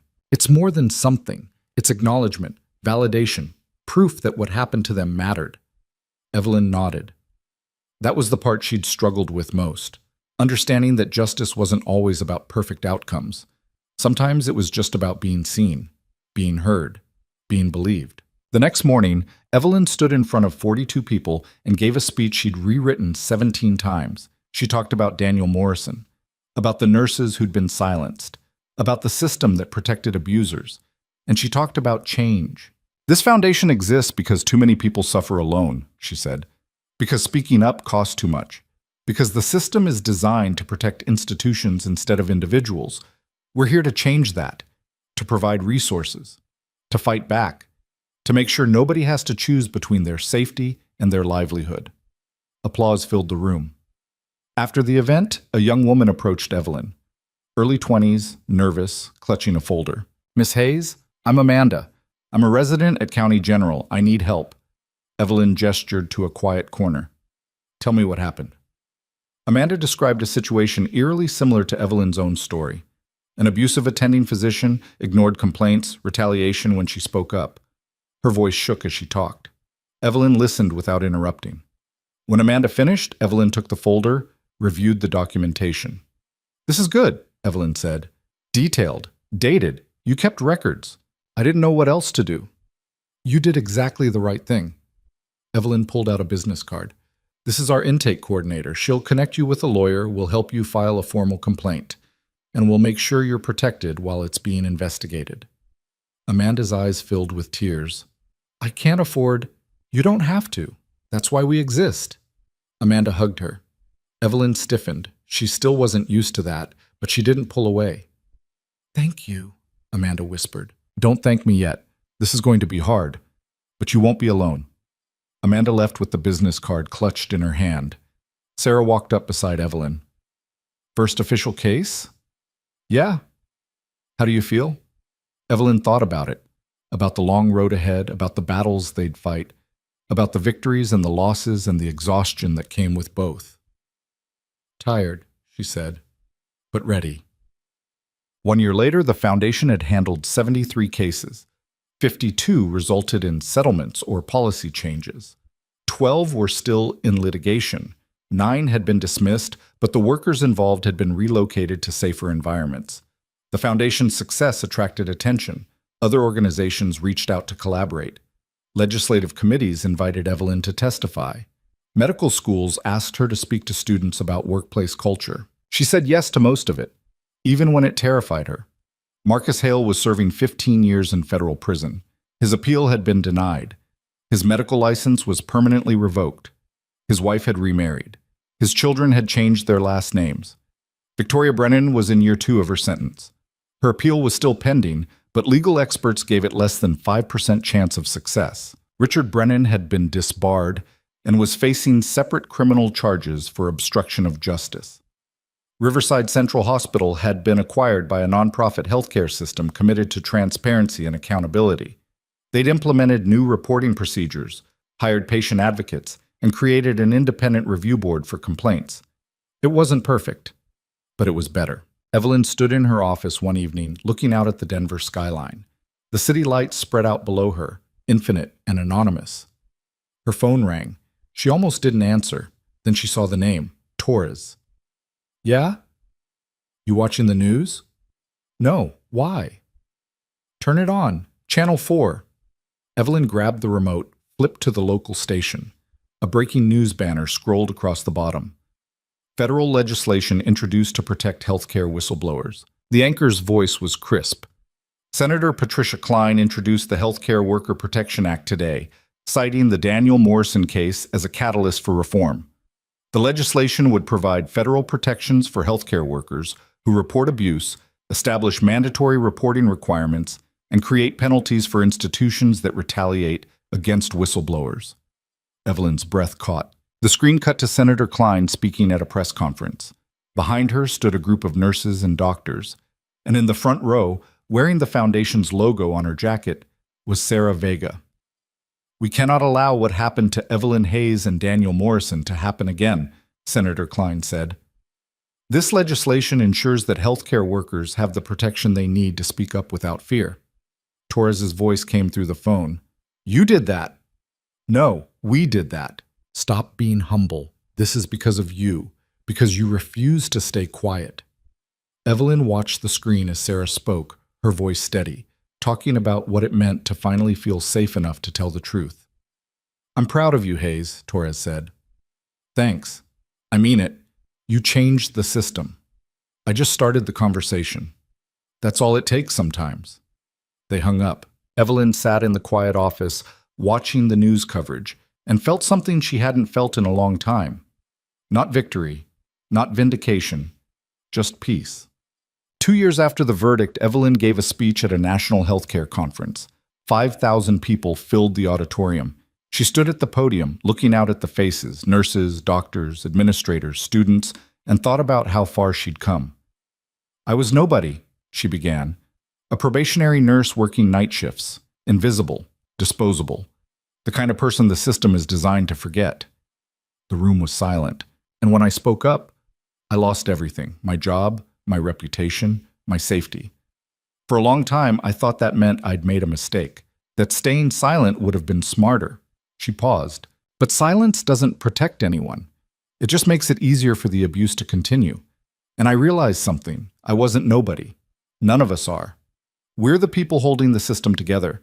And when we refuse to accept abuse, when we demand accountability, the system has to change, because it can't function without us."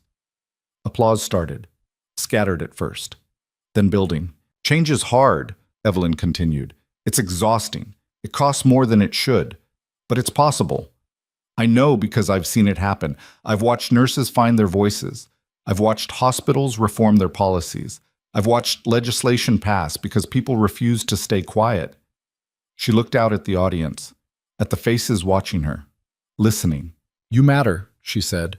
"Your voice matters. Your safety matters. And if anyone tells you otherwise, they're wrong. Don't let them silence you. Don't let them make you feel small, because you're not. You're the reason the system exists, and you have the power to make it better." Standing ovation, 5,000 people on their feet. Evelyn stepped back from the podium, her hands shaking slightly. Sarah met her backstage with a bottle of water. "That was incredible," Sarah said. "I barely got through it. You didn't have to be perfect. You just had to be real." They walked out the back exit into the cool evening air. A few people were waiting, healthcare workers wanting to thank her, share their stories, ask for advice. Evelyn talked to each one, listened, offered what help she could. When the last person left, Sarah looked at her. "You ever think about what would have happened if you'd taken the settlement?" "Sometimes." And I'd probably be working at some other hospital, keeping my head down, pretending everything was fine." "Would you be happier?" Evelyn considered. "No, I'd be safer, but not happier." They stood in comfortable silence for a moment. "What now?" Sarah asked. Evelyn smiled. "Now we keep going. There are more Amandas out there, more people who need help, more systems that need to change." "That's going to take the rest of your life." "Yeah, probably." "You okay with that?"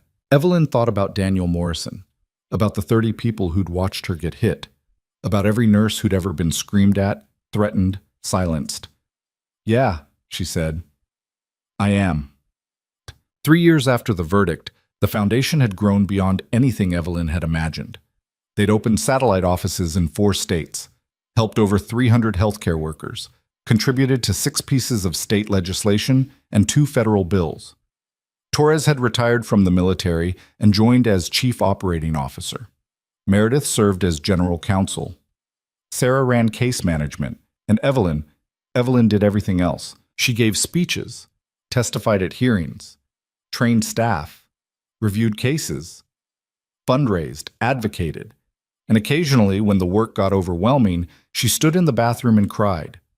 But she never quit. On the third anniversary of Daniel Morrison's death, the foundation held a memorial service. His mother attended. So did 40 healthcare workers whose cases the foundation had handled. Evelyn stood at the front, looking at the crowd. Daniel Morrison was 24 years old, she said. He deserved better care than he received. He deserved a system that prioritized his life over ego, and his death should have been prevented. She paused, collecting herself.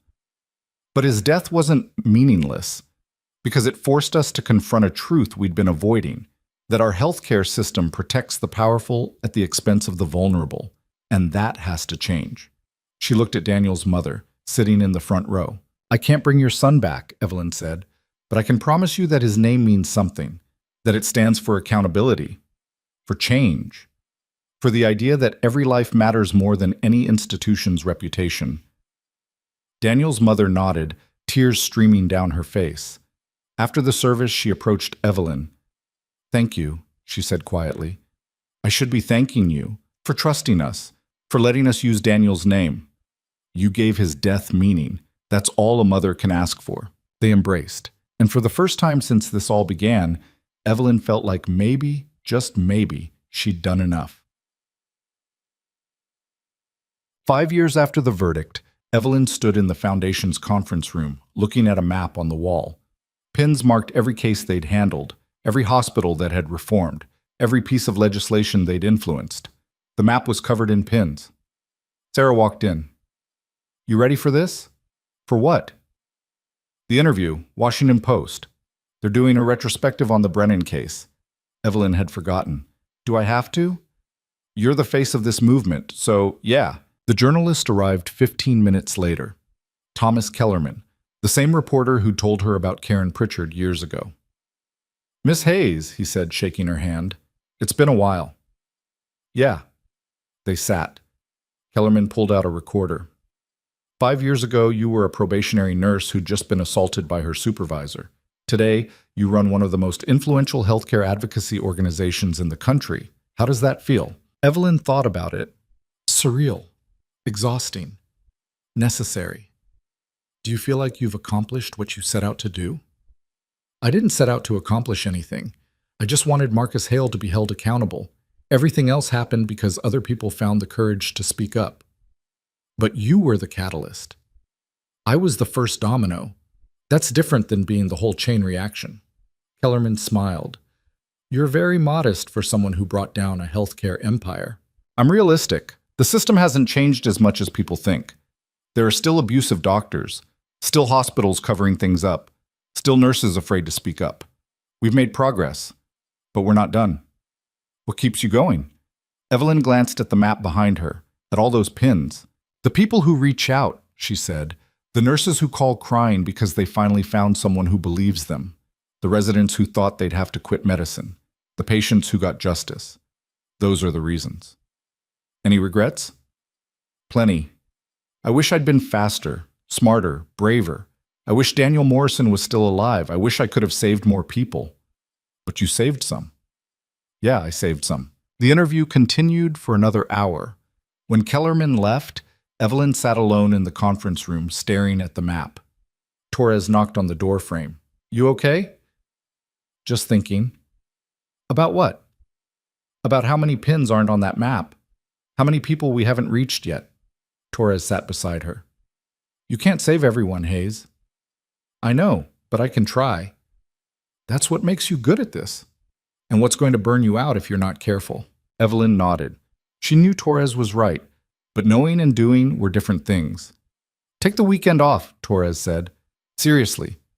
Go somewhere. Rest. I don't know how. Then learn. Because this work needs you for the long haul, not just until you collapse. Evelyn promised to try, and she meant it. But by Monday, she was back in the office, reviewing cases, answering calls, fighting. Because that's what she did now, who she was. The person who refused to stay quiet. 10 years after the verdict, Evelyn Hayes stood on the steps of the U.S. Capitol building and watched the president sign the Healthcare Worker Protection Act into law. Senator Klein had fought for it for 8 years. had faced opposition from hospital lobbying groups, pharmaceutical companies, insurance corporations, but public pressure had finally forced it through. The law wasn't perfect. It had been watered down in committee, compromised in negotiations, but it established federal protections for whistleblowers, created mandatory reporting requirements, imposed penalties for retaliation. It was something. Evelyn stood in the crowd with Sarah, Torres, and Meredith. Daniel Morrison's mother was there too, standing beside Senator Klein. When the president finished signing, he handed the pen to Daniel's mother. "This is because of your son," he said, "and because of people like Evelyn Hayes who refused to let his death be forgotten." The cameras flashed. The crowd applauded. Afterward, reporters swarmed Evelyn. "How do you feel, Miss Hayes?" She looked at the Capitol behind her, at the people gathered, at the law that would protect thousands of healthcare workers. "I feel like we finally made them listen," she said. "What's next for you?" Evelyn smiled. "Same thing as always. Keep fighting, keep advocating, keep making sure nobody has to face what I faced alone." "Do you think healthcare has changed?" "It's changing, slowly, but it's happening, and it'll keep happening as long as we refuse to stay silent." She stepped away from the microphones. "Let other survivors speak. Let their voices be heard." That night, Evelyn sat in her hotel room and allowed herself to feel something she'd been too afraid to acknowledge. Pride. Not in herself, in what they'd all accomplished together, in the movement they'd built, in the lives they'd changed. Her phone buzzed. Text from an unknown number. "I saw the news. Thank you for giving me the courage to speak up. You saved my career, maybe my life. A former nurse in Ohio." Evelyn read it twice. Then she saved it in a folder with hundreds of similar messages. Reminders of why this mattered, why she couldn't stop. She opened her laptop, started drafting a proposal for the Foundation's next initiative, a national database of abusive healthcare providers to prevent them from simply moving to new hospitals after complaints. It would take years to build, years of fighting resistance, navigating privacy laws, securing funding. But it was necessary, so she'd do it, because that's who she was now. Not the invisible nurse who'd been slapped in an ER, not the victim who'd been silenced, but the person who'd refused to stay down, who'd fought back, who'd changed the system that tried to destroy her. Evelyn Hayes, advocate, fighter, survivor. And she was just getting started.